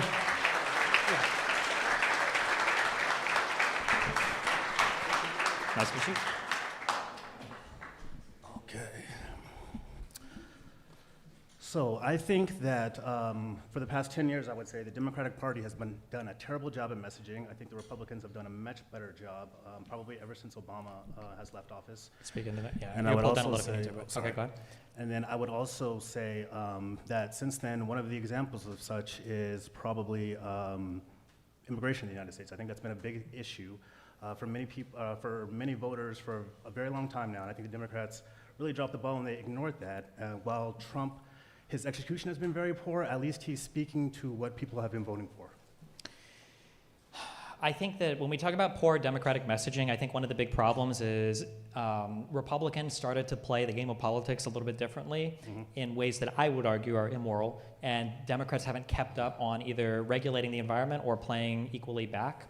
I think it's really difficult to contend with, I trigger people when I say this, but to contend with certain problems that are, in my opinion, somewhat fictitious or sometimes largely fictitious, like to figure out what the appropriate response to that is can be very challenging. I do not believe, for instance, that the majority of conservatives in the United States have had all of these horrible experiences with like trans rapists in bathrooms, but for some reason trans people still dominate so much of our conversation. When it comes to immigration in particular, I think it's challenging because the actual answers they're really complicated. For instance, what does our immigration system even need to look like? That's something that nobody even talks about, and I seriously doubt we could even come together and agree on what that means. What does it mean to say we have certain immigration problems, right? When there's a Democrat in office, apparently there's like a new fucking caravan like every 2 days at our border that's about to destroy the country. But then as soon as Trump is in office, I'm not hearing anybody complain about what was supposedly like the #1 issue in the US. And every time Trump talks about it, there were still like apparently 25 million illegals that got in. Like, I don't know if they all just got bored and stopped destroying the country, or they ran out of dogs to eat, or so it's hard. Like if somebody throws up a problem like that and you don't even know how to deal with it because it doesn't even seem to be like as real as they're making it out to be, and then they run on that and they don't really do much to deal with it, but then everybody feels like they get credit for solving it. Like, yeah, that's a difficult thing. I do agree that Democrats definitely need to message better on it. But yeah, man, it's a hard one. Like, where do you even start on that? Yeah. Well, right. So I would say it's a failure of leadership if we all recognize that we are playing the same game, yet the two sides are using different rules to play that game, right? Just nice and close to the mic. Thank you. Sorry. You can go right on that thing. So we don't have, people on the left don't have the luxury to be disingenuous with their positions as Republicans do. We all know that, yet they're not putting that forth and deciding on how to best utilize that. So I would say not only are Republicans better at taking their messaging and making it more digestible, breaking it down to 2 or 3 sentences that are really easy to connect with people, they're also better at follow through, or I would say not necessarily they're better at follow through, the Democrats are worse at follow through because we hold our leaders accountable, while they're able to, again, misinform their voter base, and people will just eat it up. And when we talk about where we can agree on what immigration should look like, I would say, as far as I'm concerned, I would say immigration is great, and we should allow as many immigrants as possible, as long as it still provides a net positive benefit to the United States. And I think most people would agree with that. I don't, unfortunately. Okay. I think I would largely agree with that, depending on some things around the edges, but so, like, for instance, one thing I noticed when I listen to conservatives talk about immigration is, like, one of the biggest kind of things that you can listen for when you can tell somebody has particular views on immigration is people are very quick to talk about immigrants, illegal immigrants, and asylum seekers all interchangeably. They use all of these interchangeably. MAGA does this all the time. And sometimes through these conversations, we want to have like, a discussion on, what kind of class of immigrants should we let in? Does temporary protected status, should the executive be able to do this? What do you do with DACA? But sometimes it's better to just go back. I think Adam Mockler, just eviscerated Knowles on this.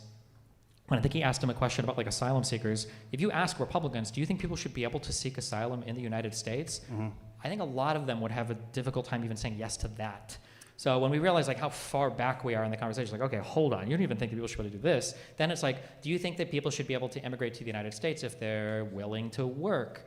And it's like, what if it was like 500,000 Mexicans? It's like, oh, well, I don't know. And so it's like, one thing so then you have to take another step back. It's like, okay, what do you actually care about when it comes to immigration? Like, do you want there to be any immigration?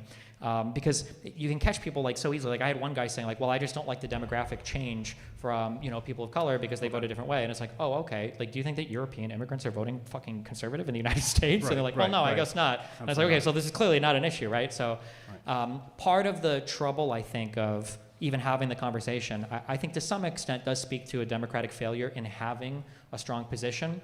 Again, it wasn't until Biden kind of got pushed really hard by conservatives to really come to the border to make like kind of, an idea about it. And then it was Lankford's Republican-authored immigration bill that was eventually kind of pushed before Congress to be voted on. And then it was the Republicans that ended up shooting it down. And so like the Republicans like have the chain the entire time, and they're like leading us around in terms of like how we talk about it. So sorry, that sounds really hopeless. I agree that there's kind of been a failure in Democratic messaging, but I think that, a lot of my answers are unsatisfying. The Republicans have just fucked up so much shit that it's hard to even understand how to exist in the environment. Like, let's say that like if we're both running for student president, and in the last election cycle, one guy was like, I'm going to make it so they can't assign more than 3 hours of homework a night, and you're saying, okay, well, I'm going to make it so we don't start school until 8:30 instead of 8:15. And then in the next election cycle, one guy is like, I'm going to give all of you $10,000. Like, geez, I don't know what to say to this guy. And then he wins the election and he doesn't do it, but people still vote for him anyway. It's like, well, fuck me, I guess, right? So I don't know how Democrats are supposed to exist in an environment where, I mean, I bring this up all the time, no one knows, cares, whatever about it. The Dominion stuff with Fox News is insane. That should have ended that entire news network, and every person involved, I think, should have been criminally indicted. At the very least, should have all suffered huge civil liability, and that network should be gone. But like, it's continued on as the largest news network ever. So like, from a conservative viewpoint, they should continue to lie and do what they were doing because they're constantly rewarded for it. So how much do you blame Democrats for that then? Let's talk about the asylum seekers first. The issue with asylum seekers is, of course, how Democrats really dropped the ball as far as letting asylum seekers come here legally, seeking asylum, and then staying here, extending their stay, without ever getting any type of, catch and release, not seeing judges. I understand there's a backlog in judges and stuff like that, but if you just have no system in which you're tracking anybody anymore, again, that's a failure in leadership in that aspect. And I also think when it comes to the Langford bill that you talked about, I don't think you're a serious person if you bring, not you personally. I could be I'm talking about the politicians. They're not serious about it when they bring this to the forefront during the election year. You already lost the House. You're now playing from behind. You're not serious about this if you didn't bring this to anyone's attention the first 2 years when you had all 3 houses. Yeah, but I think the issue is, like, the first issue I think has to do with one of, like, how are we approaching failures in leadership here? So, like, catch and release is a difficult one because people assume that the law is like you catch an MS-13 member and then you release him into a friendly white Christian neighborhood so that he can wreak havoc and, cause terror or whatever. When the reality is first of all, there were a large number of people that just didn't immigrate illegally or legally during COVID because it was, people were sick. It was fucked. Like, everybody knew people that were sick, right? And it was scary and people were dying and especially in the first wave and kind of in Delta, like it was a really bad flu. It really sucked. After that alleviated, there was a huge wave of people that wanted to come in a variety of ways, and then this asylum loophole kind of got discovered, and then everybody realized what would happen is ordinarily if you would come to the United States, you want to claim asylum, your case is adjudicated basically instantly, and if you're good, you can stay as an asylum under some temporary protected status, or you get kicked out. So you're not going to abuse that, because if you come in and they kick you out, it's like, oh, well, fuck me. But once there was a backlog created, and they have to issue you a slip, right? So catch and release, they issue you, come back for your court date. Once that started to grow, and all these other people were trying to come in after COVID, it was like, oh shit, this is an exploitable system. And I think that started to take off heavily a year or two after the COVID stuff. Now, Trump got to use like Title 42 and everything to shut down the border completely. I think Biden and them, I think, tried to bring it back for a while, but I don't think the courts let them. And then it's just a problem that like continued to grow, but there were like other things happening too. Like was there room for a conversation about immigration when the Russia-Ukraine war was breaking out, when Israel, Gaza was fucking genociding, nuking each other, and it's like, okay, fuck. And then now you're like at the end of the election cycle, it's like, oh, also the illegal immigrants. Like, okay, well, fuck, well, here's a bill. And the Republicans like, well, actually, we don't want it. It's like, okay, well, is this even a real problem then? Like, what the fuck? Yeah.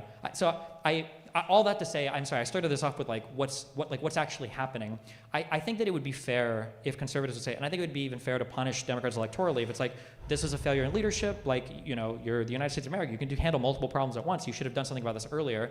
But when the talking point on the right is he intentionally, Biden himself, walked down with his fucking Dairy Queen vanilla ice cream cone and opened the gates to let all the illegal immigrants in, and they wanted to do this and they wanted to destroy America, geez, how do you even start the conversation there? I think it's just a crazy difficult place to start, yeah. Well, I think also, like, then what's the suggestion as far as getting the messaging better? Because I think if you ask the average American, what is the left stance on immigration, they would say open borders. What's the right? They're against illegal immigration. Like, I feel like those are both factually incorrect. But there's no space for nuance when it comes to your average voter. So how would you make the messaging better reflect what the politicians are actually advocating for? Military-industrial complex needs to come back. Deep state needs to come back, and Soros needs to come back and buy X. Okay, we need to ban. I mean, what we have to do is something has to change about the media environment where conservatives can say anything and like lead Democrats around on a leash on everything. Okay. That I don't like that. Again, I said it so much tonight. Like that's just a multifaceted. It's a huge problem that has to change because like I'm sorry, and I know it sounds mean, but like if you're in Pennsylvania, Michigan, like. there's no way that like illegal immigration is the number one fucking problem that you're facing. But like a lot of these people feel that way, and it's like, well, why do they feel that way, right? And you know, they'll insist, well, I've had people tell me like, that's not true. I drive by and I see illegal immigrants all the time. How the fuck do you know they're illegal? Like, but that sentence you just said is pointless, right? Brown, yeah. Yeah. But then it's like, how is it then, if this is such a huge problem, that the second Trump gets elected, it's not a problem anymore? What's happening? Did ICE make that many raids that they, you know, deported 25 million illegals or 5 million illegals or 1 million illegals? Like, where are they all going if I thought this was the biggest problem ever, and now it seems like nobody talks about it?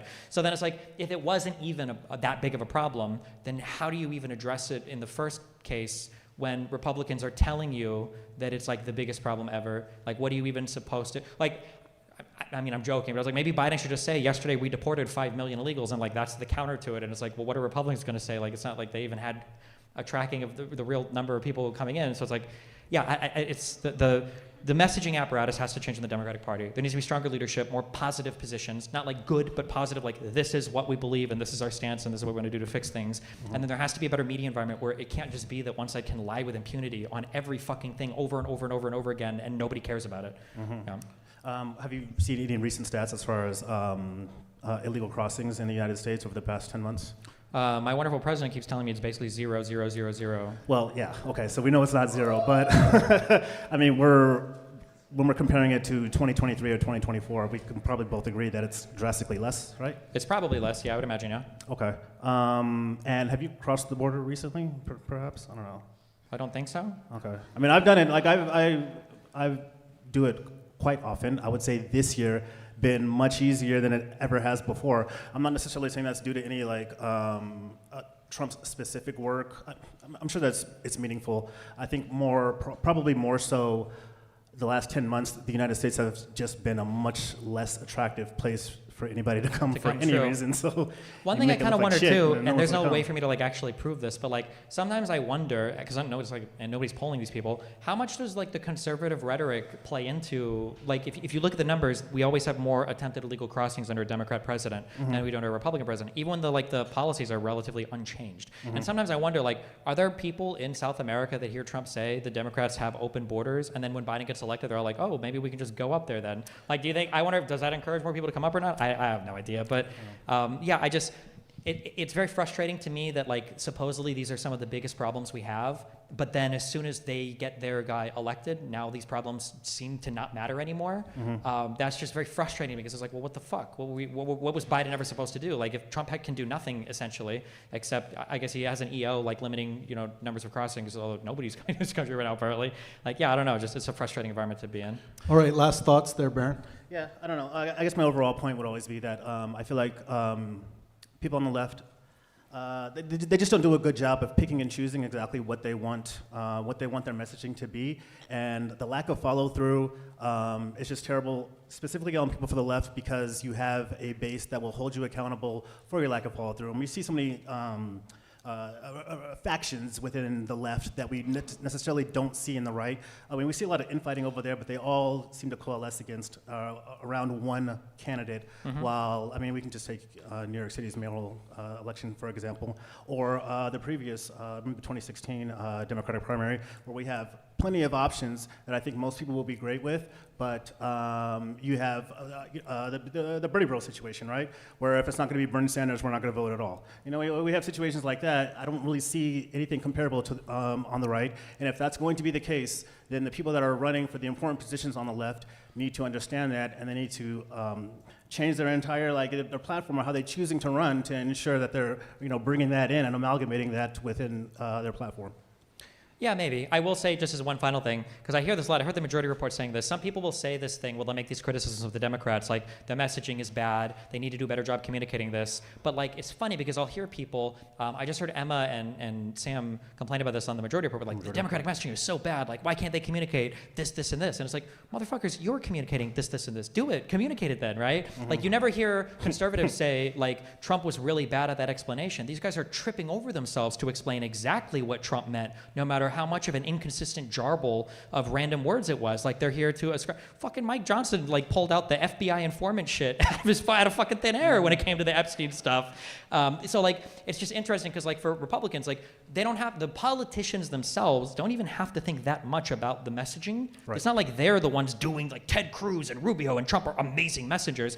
It's that the entire apparatus they're in are amazing messengers, because if anybody says it, then Tim Pool and Joe Rogan They all and repeat Dr. it, Malone and all the cabinet members and all the Fox News hosts and everybody's going to be repeating the exact same thing. So like they get a lot of help. It's not just the politicians on the right, it's the whole apparatus there that's helping them do it. Yeah, surely there's some like back-end infrastructure as far as top-down messaging that's just so much better when you have everybody that's important on their side parroting the same comment, while on ours, everyone's giving unique positions on the same thing that's confusing their voter race. Sure, cool. All Thanks a lot, right, man. thank you, Barron. Put your hands together for Barron. Thanks, buddy. Awesome stuff. All right, we got a few debaters left. Remaining debaters, don't be afraid to bring your strong disagreements with Stephen up here. He's not going to bite you too hard. So we got David in the house. David, where are you at? David, it's your turn, David.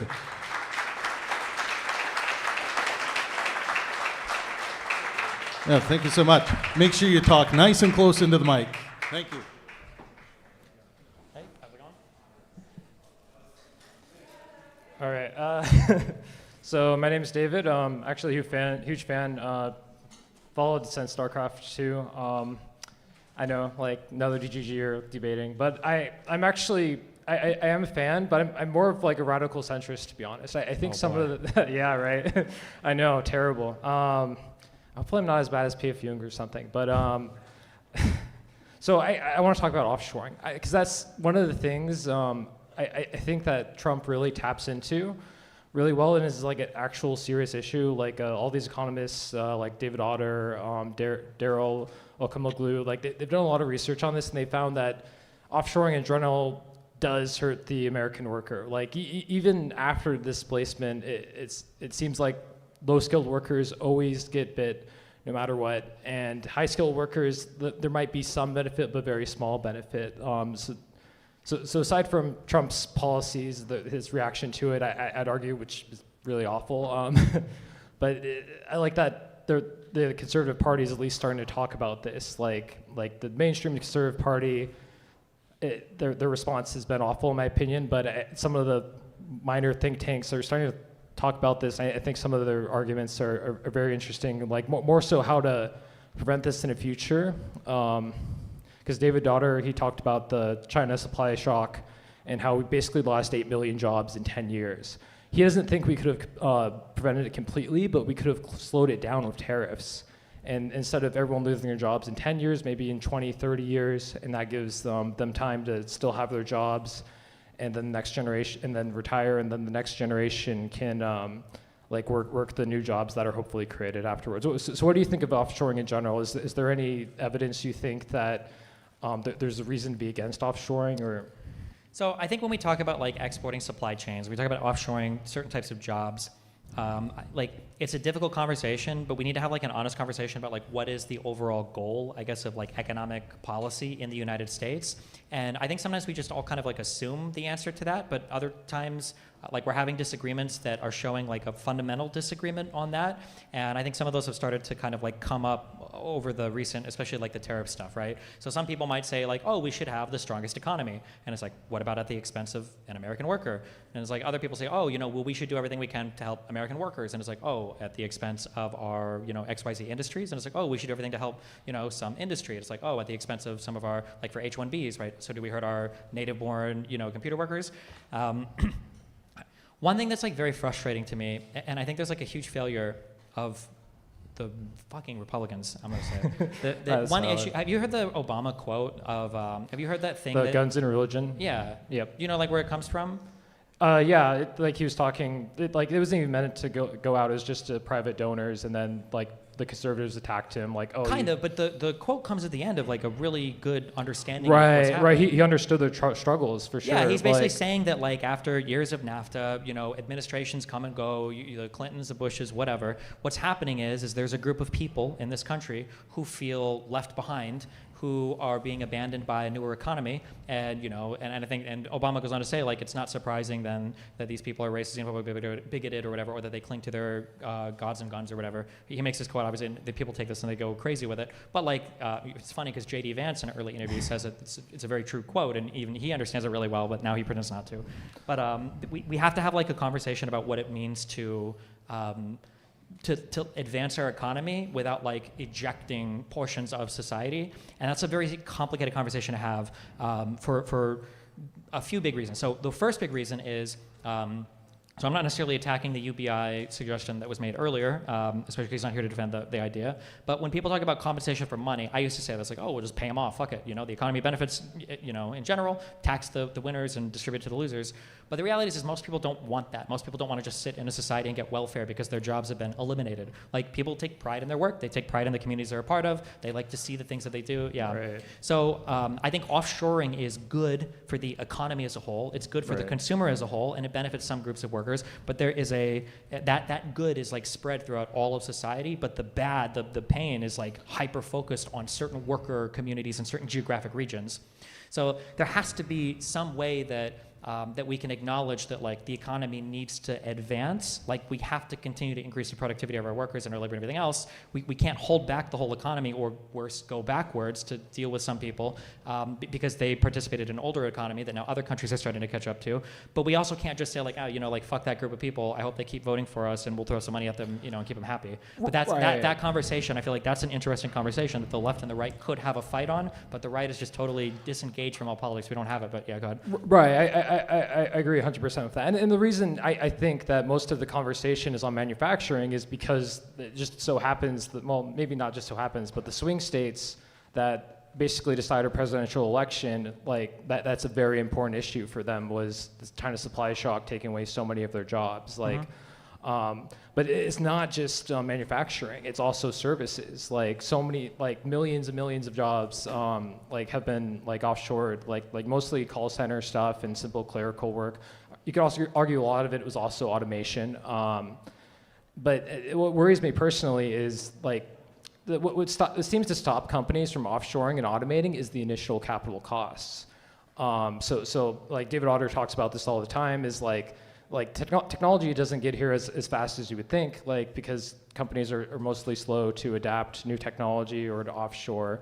But what worries me is COVID seems to have sped this up a lot. Like, a lot of companies that would have never thought of spending money on catering to remote workers were forced to during COVID. So what worries me is, like, a lot of these companies are like, why are we paying these Americans to do like the same work that can be done in India or the Philippines or even Europeans? Like, I think your co-host Dan Saltman says he loves like hiring like European coders because they're so cheap. Like, and it seems like we're neither side is really working on something like this, and we could be in for another China supply shop kind of thing where millions of these jobs are gone and it takes a long time for them to be replaced. Another thing David Otter said was the new jobs, there's never any retraining. Like, there's very little support for retraining. Like, I think the issue, after NAFTA, I think what we discovered is retraining is like largely like a fictitious thing. Like, you can't take somebody who's been doing something for 20, 30 years and just magically retrain them to like a similarly productive line of work, right? Which is challenging to deal with in and of itself. Right, but there are other policies like Obama, like they're experimenting with wage insurance, where like if you lost your job in manufacturing, you're getting paid like $30 an hour. Your new job that only pays $20 an hour will pay the difference for X amount of time. Like, yeah, I understand that, but I feel like people don't.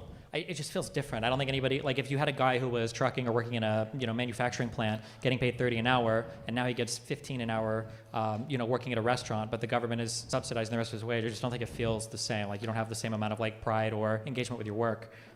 Right, absolutely. I do agree that, I hate saying I agree because this is like a conversation we're not even close to being able to have in this country because we have like fundamental disagreements on what the economy should even look like. But I do wish that that there would be kind of a richer debate on like who does the economy serve at the end of the day, and what should our policy even be oriented towards? Like, are we infinitely in the pursuit of cheaper goods? Are we infinitely in the pursuit of higher productivity labor? Do we want to pump the brakes on some types of consumer enrichment to keep some manufacturing manufacturing stuff alive? Are there some strategic investments we can make? Because when the Democrats don't talk about it as much, whether because they don't have the opportunity, because Republicans are screaming all the time about other things, like the Republicans are addressing it, but they're addressing it in fantastical ways as well, right? Like Trump is promising them the sky, but even if he did manage to reshore, quote unquote manufacturing, whatever that even means, it's not going to be the old jobs. It's going to be automated stuff, right? So, all right. Right. Final thoughts there, David. Well, my personal theory of why we can't have real conversations is honestly foreign interference. Kind of what we saw in 2016, like the Steele, like a dossier, and we never really know how much interference there really was, but it appears it's getting worse and worse. So my personal pet theory is the foreign interference, leading to everyone living in different realities, the incentives from social media to push the stuff that makes people really angry.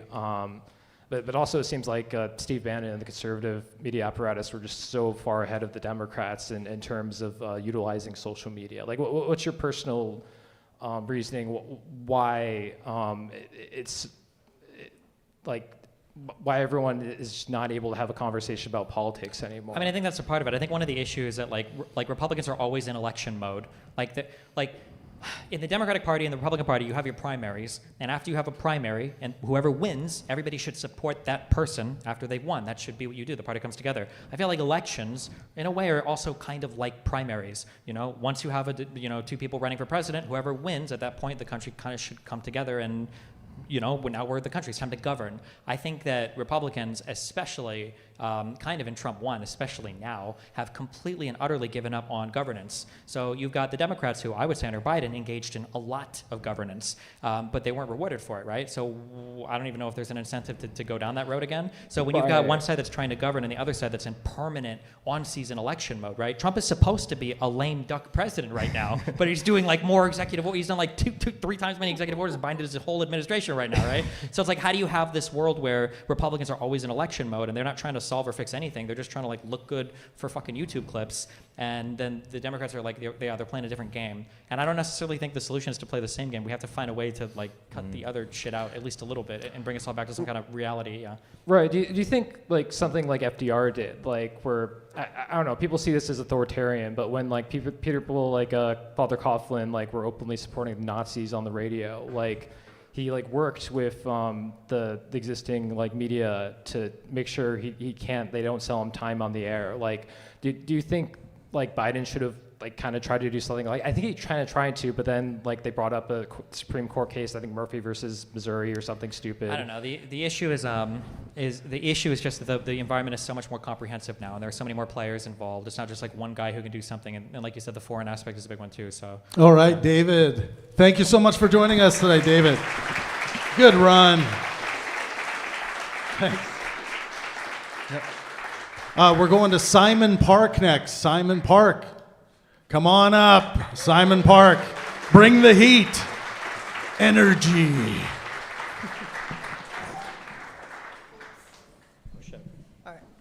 All right, so I gotta be honest, I just... Wait, get the, yeah. All right, cool. All right, I gotta be honest, I bought the debate ticket because I don't want to sold out. Okay. But, you bought wait, you said you bought the debate ticket off someone else? Huh? You bought the debate ticket off someone else? No, I went to check the event. And you bought the wrong ticket. And no, the audience ticket was sold out. I just bought the DK one. Oh, okay. It was not sold out. Okay, all right, gotcha. Okay. Okay, but I don't know. But I do I used to be conservative before, at 2016. Talk right in the mic, yeah. Go ahead. Huh? Talk right into the mic, yeah. Oh, yeah. You said you were conservative before 2016, yeah? Yeah, because up to that point, I think because I think Trump for me was more at the 2016 and before that, I feel like world was more really politically correct. When everything was really obsessed with it, right? So it was would you say at 2016 the media was oppressively liberal around that time, before that time? People say peak woke was 2013, 2014 or something. Yeah. That there was definitely that feeling. Yeah. Sure. And so around 2016, I would say, oh fuck it, I'll just vote Trump because the other side is pretty crazy liberal, sure. right?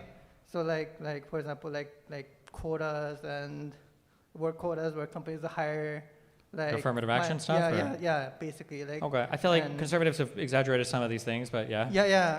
Okay. But then it was really bad. Like back then, like Obama would have this like program where like whenever women would like every accusation of rape by women would be considered would be like taken seriously. Sure, like the Me Too thing. I mean, like, I Yeah. don't think that Obama did that. Like, he's just Oh the no, president. he did. It was like every rape accusation has to be taken seriously, even though like I mean, that's not the worst thing in the world, right? yeah. But it isn't. But like, I mean, like maybe. But like, I mean, it actually resulted in people like getting like expelled from colleges because some woman accused them, and the college was just like, oh no, we're gonna expel you, and then later you found that there was nothing and stuff like that, and Yeah, like, I mean, there were definitely issues with like the peak woke stuff or the Me Too stuff sometimes, Yeah, for sure. cancel But like these all were that in stuff. responses to like real problems as well, you know, right? I wouldn't say that like all of it was horrible because like every social movement tends to go a little bit too far sometimes. but it was really bad back then. Where like I would be scared to like go. What if someone? I mean, when we say what, like, you know, so I- for I instance, when we in say like college it was back then, really right? bad, So- like there was definitely some bad stuff that happened with it. Mm-hmm. But like I feel like people were sold this idea that like if you were a man and you walked into a park, that like women would flag you down as a pedophile and try to kick you out or kill you. Like I feel like, or that if you went to college as a man, like there was a realistic chance of you having a national media story written about you trying to end your entire college career. For the most part, this is pretty exceptional stuff, right? I mean, when I was in college, I'll be scared. I'll be scared if I like walk by some woman that was like, "Hey, you raped me" or some shit. I'll be like scared to. I was Walking by scared a about gay that. guy is scary. Oh no! I mean, if they were to accuse you of rape and it was like, okay, well, shit, I'm now. Yeah, but like I mean, like how sorry for does this shit. really happen that often? I mean, you When hear I say stories that often, about I mean, it. like, heard this is like an stories about it all the time back in 20. Do what? 20 I heard stories about it back in like 2014, 2016, whatever. Sure. I yeah. guess like the thing that's Yeah. interesting to me though is that like again, I can agree on the national level. Like there were definitely times where it went too far, right? And I'm sure that can trickle down to fear for other people as well. Yeah. Sure. But like when it comes to like all the people that like died of COVID, or the fact that like measles, I think we have another measles outbreak now in Yeah. North Carolina, or no, in South Carolina.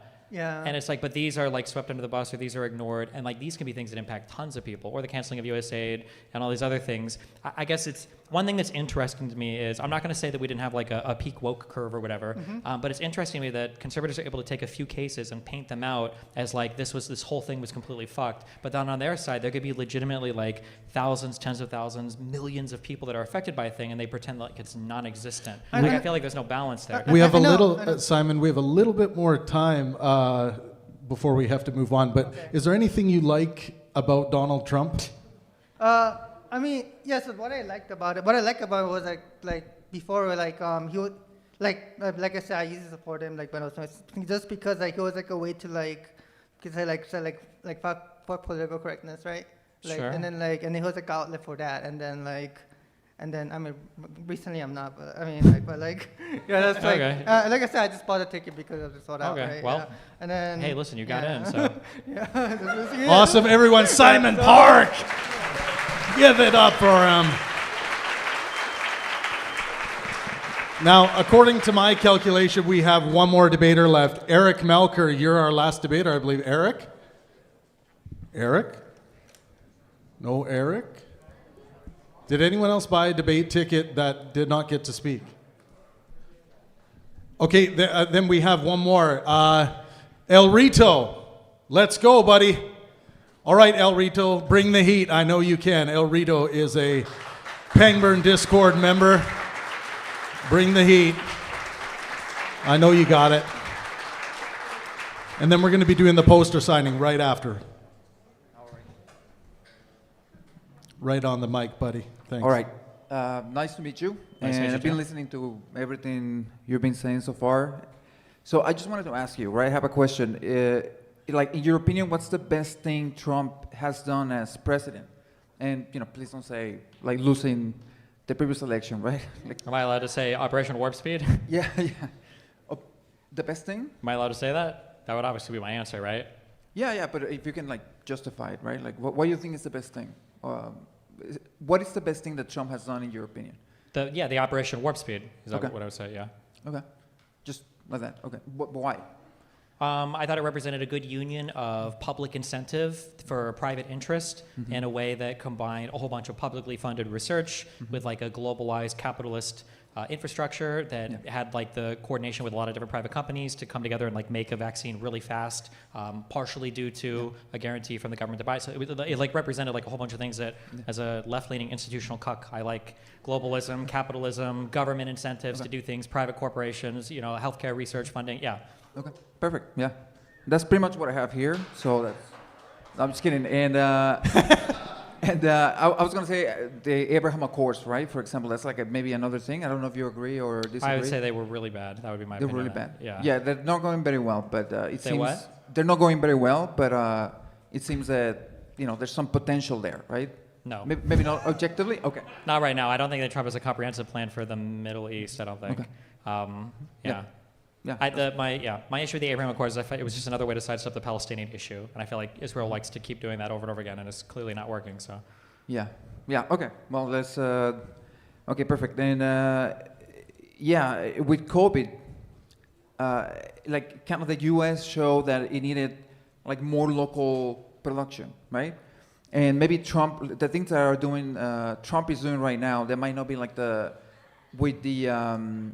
with the tariff stuff, but it's like maybe trying to bring it back to the U.S. to have more. No, this is my issue is that like if Trump one of the worst things you can do when you try to tackle a problem is tackle a problem poorly, because then nobody even wants to look at the problem in the future. Like if we say that onshoring certain like manufacturing sectors or onshoring production of certain things is important, then we should like take a serious gander at the problem and then take a serious effort in doing something about that problem. And Trump is a deeply unserious person who is making an unserious effort to actually tackle this problem. Like the global terrorists are a nightmare. I don't even know if they're legal. I don't know if the Supreme Court could even uphold them. Yeah. And he's not doing anything on the backs of any of it. I keep hearing about this like great negotiator. What the fuck has he negotiated? He's negotiated nothing. Even his first 4 years as president, he didn't really negotiate anything. If you want to say that he negotiated something, the only thing you can point at is the U.S.-Mexico-Canada trade agreement, in which case I would say, well, he blew that up in his next term, so I don't really get credit for that. So, if you really wanted to bring back manufacturing, like you could argue that subsidies, like in the form of the CHIPS Act, that thing that Trump took advantage of to get a share in Intel on, you can argue that stuff like that, like protectionist or like localized subsidies for certain industries might be a good thing to do, or guiding your economic policy in some other way. But just like slapping a tariff on the whole world and going LOL, like let's manufacture more, I just think it's a joke. Yeah. Definitely, Trump is bringing to the table what he knows, right? I mean, whatever he was doing make him, successful, quote unquote. I mean, he's doing it in the presidency, well, the right? most success he's experienced is as an actor, so I think that is what he's brought to the table. Yeah, pretty much. So he's not. Trump is like not the grass-fed, if you will, to become president, right? He seems like. But anyway, so just with the Venezuela thing, right? You said that it was a bad thing to blow up. The U.S. killed people, right? Like on the boat, right? But what do you think that's a bad thing? Because they were supposed to be, smugglers, right? They were supposed to be drug dealers, and there's like different stories about it. But I'm just wondering, what was your perspective on that? Like, Are they? Yeah, I know, right? I mean, some people say they were. Some people they say they were just harmless fishermen. So how are we going to find that out? Exactly. So that. Why are you saying exactly? That's my point. That's why I don't think it's a good thing, right? Because the thing is, you do have a big platform, right? I mean, this is going to go online. I just want to make the point that, sometimes if we don't know, right? We're getting like conflicting stories. It's just better. I mean, why are we going with one story? Is it because we prefer them better, or it's like? Well, no. There's one story you go with, and it's that people were murdered in international waters with no due process. Doesn't really matter if they were guilty or not guilty. It doesn't matter what they were doing. The reality is the fact that we don't know is the problem, right? Yeah. Like if I were to inject you with something, you have no idea what it was, and you find out later, oh, it was like a healthy shot. This doesn't make any better. The fact that I injected you without telling you what it was is a huge issue, regardless of what was actually, in whatever injection. And it's the same thing with extrajudicial killings of people and then posting videos about it on Twitter and bragging about it. That's crazy. Yeah, I think. Yeah. All right, El Rito. Final thoughts. Yeah. Final thoughts. Okay. So, I think just with the Trump seems to be a person that he doesn't get like a no for an answer, right? Maybe that was something that was discussed in like a room somewhere. It's like, you can't do that, Mr. President, because that's international waters. And he's like not listening. He doesn't care. It's like, just go ahead and do it, right? So, at the end of the day, if it was the case that they were like bad guys, and they're operating in international waters, there's nothing we can do about it. They just, we just need to let them smuggle the drugs, if that was the case. Because again, we don't know. What do we do, right? Because we have, with Venezuela, with other groups who are abusing, I will say, right? Their business is extorting groups like the U.S. or Europe or whatever, right? That's their business. That's what they do. They operate. No, we have the largest navy in the world. We've got a whole Coast Guard. We've got states that can cooperate in different ways. We've got international pressure that we can apply via sanctions or UN stuff. There's a million different potential pathways that we can take when it comes to pressuring other countries to do things. One of the interesting things that I find when I listen to, I'm not saying you're a conservative, but when conservatives talk about Trump, is they speak about America like it's a very weak country, right? Like when you have a person who is constantly striking out or attacking everybody around him, the perception, rightfully so, in any environment is that's like a weak, scared, frightened person, right? That's like what a cornered animal does. Right. The idea that the United States has nothing in its basket of tools, the largest, superpower, diplomatic power, economic power, all of this, and the only thing we can think to do is blow up skiffs in the ocean. Like there must be. It's like this thing of I tried nothing and I'm all out of ideas. Like there's nothing, not really, seriously. I don't know. That's pretty phenomenal to me. All right, El Rito, thank you so much for coming up, man. Really appreciate it. And everyone, please give a big round of applause for our man Destiny. Big round of applause. Keep it going. Rock and roll. Well, it's that time of the evening. We're going to do the poster signing. Steven's going to meet us all at the merch table over there. Please form a line starting, right at the merch table along the back wall, and we'll build a long snake. Everyone be careful. Don't run. Please don't knock over the cameras. Careful. He's all good. He drank a little too much Coca-Cola. Let's make a line, and we're going to zip right through this.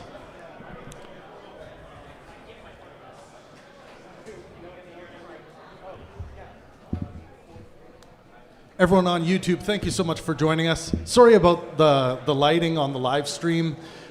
We did book this venue last minute because we were kicked out of 2 venues, and it could have used a little supplemental lighting. But when we do release the video on our YouTube channel, we will be doing some trickery to brighten everything up. So you got to see the dark night version. Wait till you see the brighter version. Subscribe to Pangburn YouTube channel. Non-spons.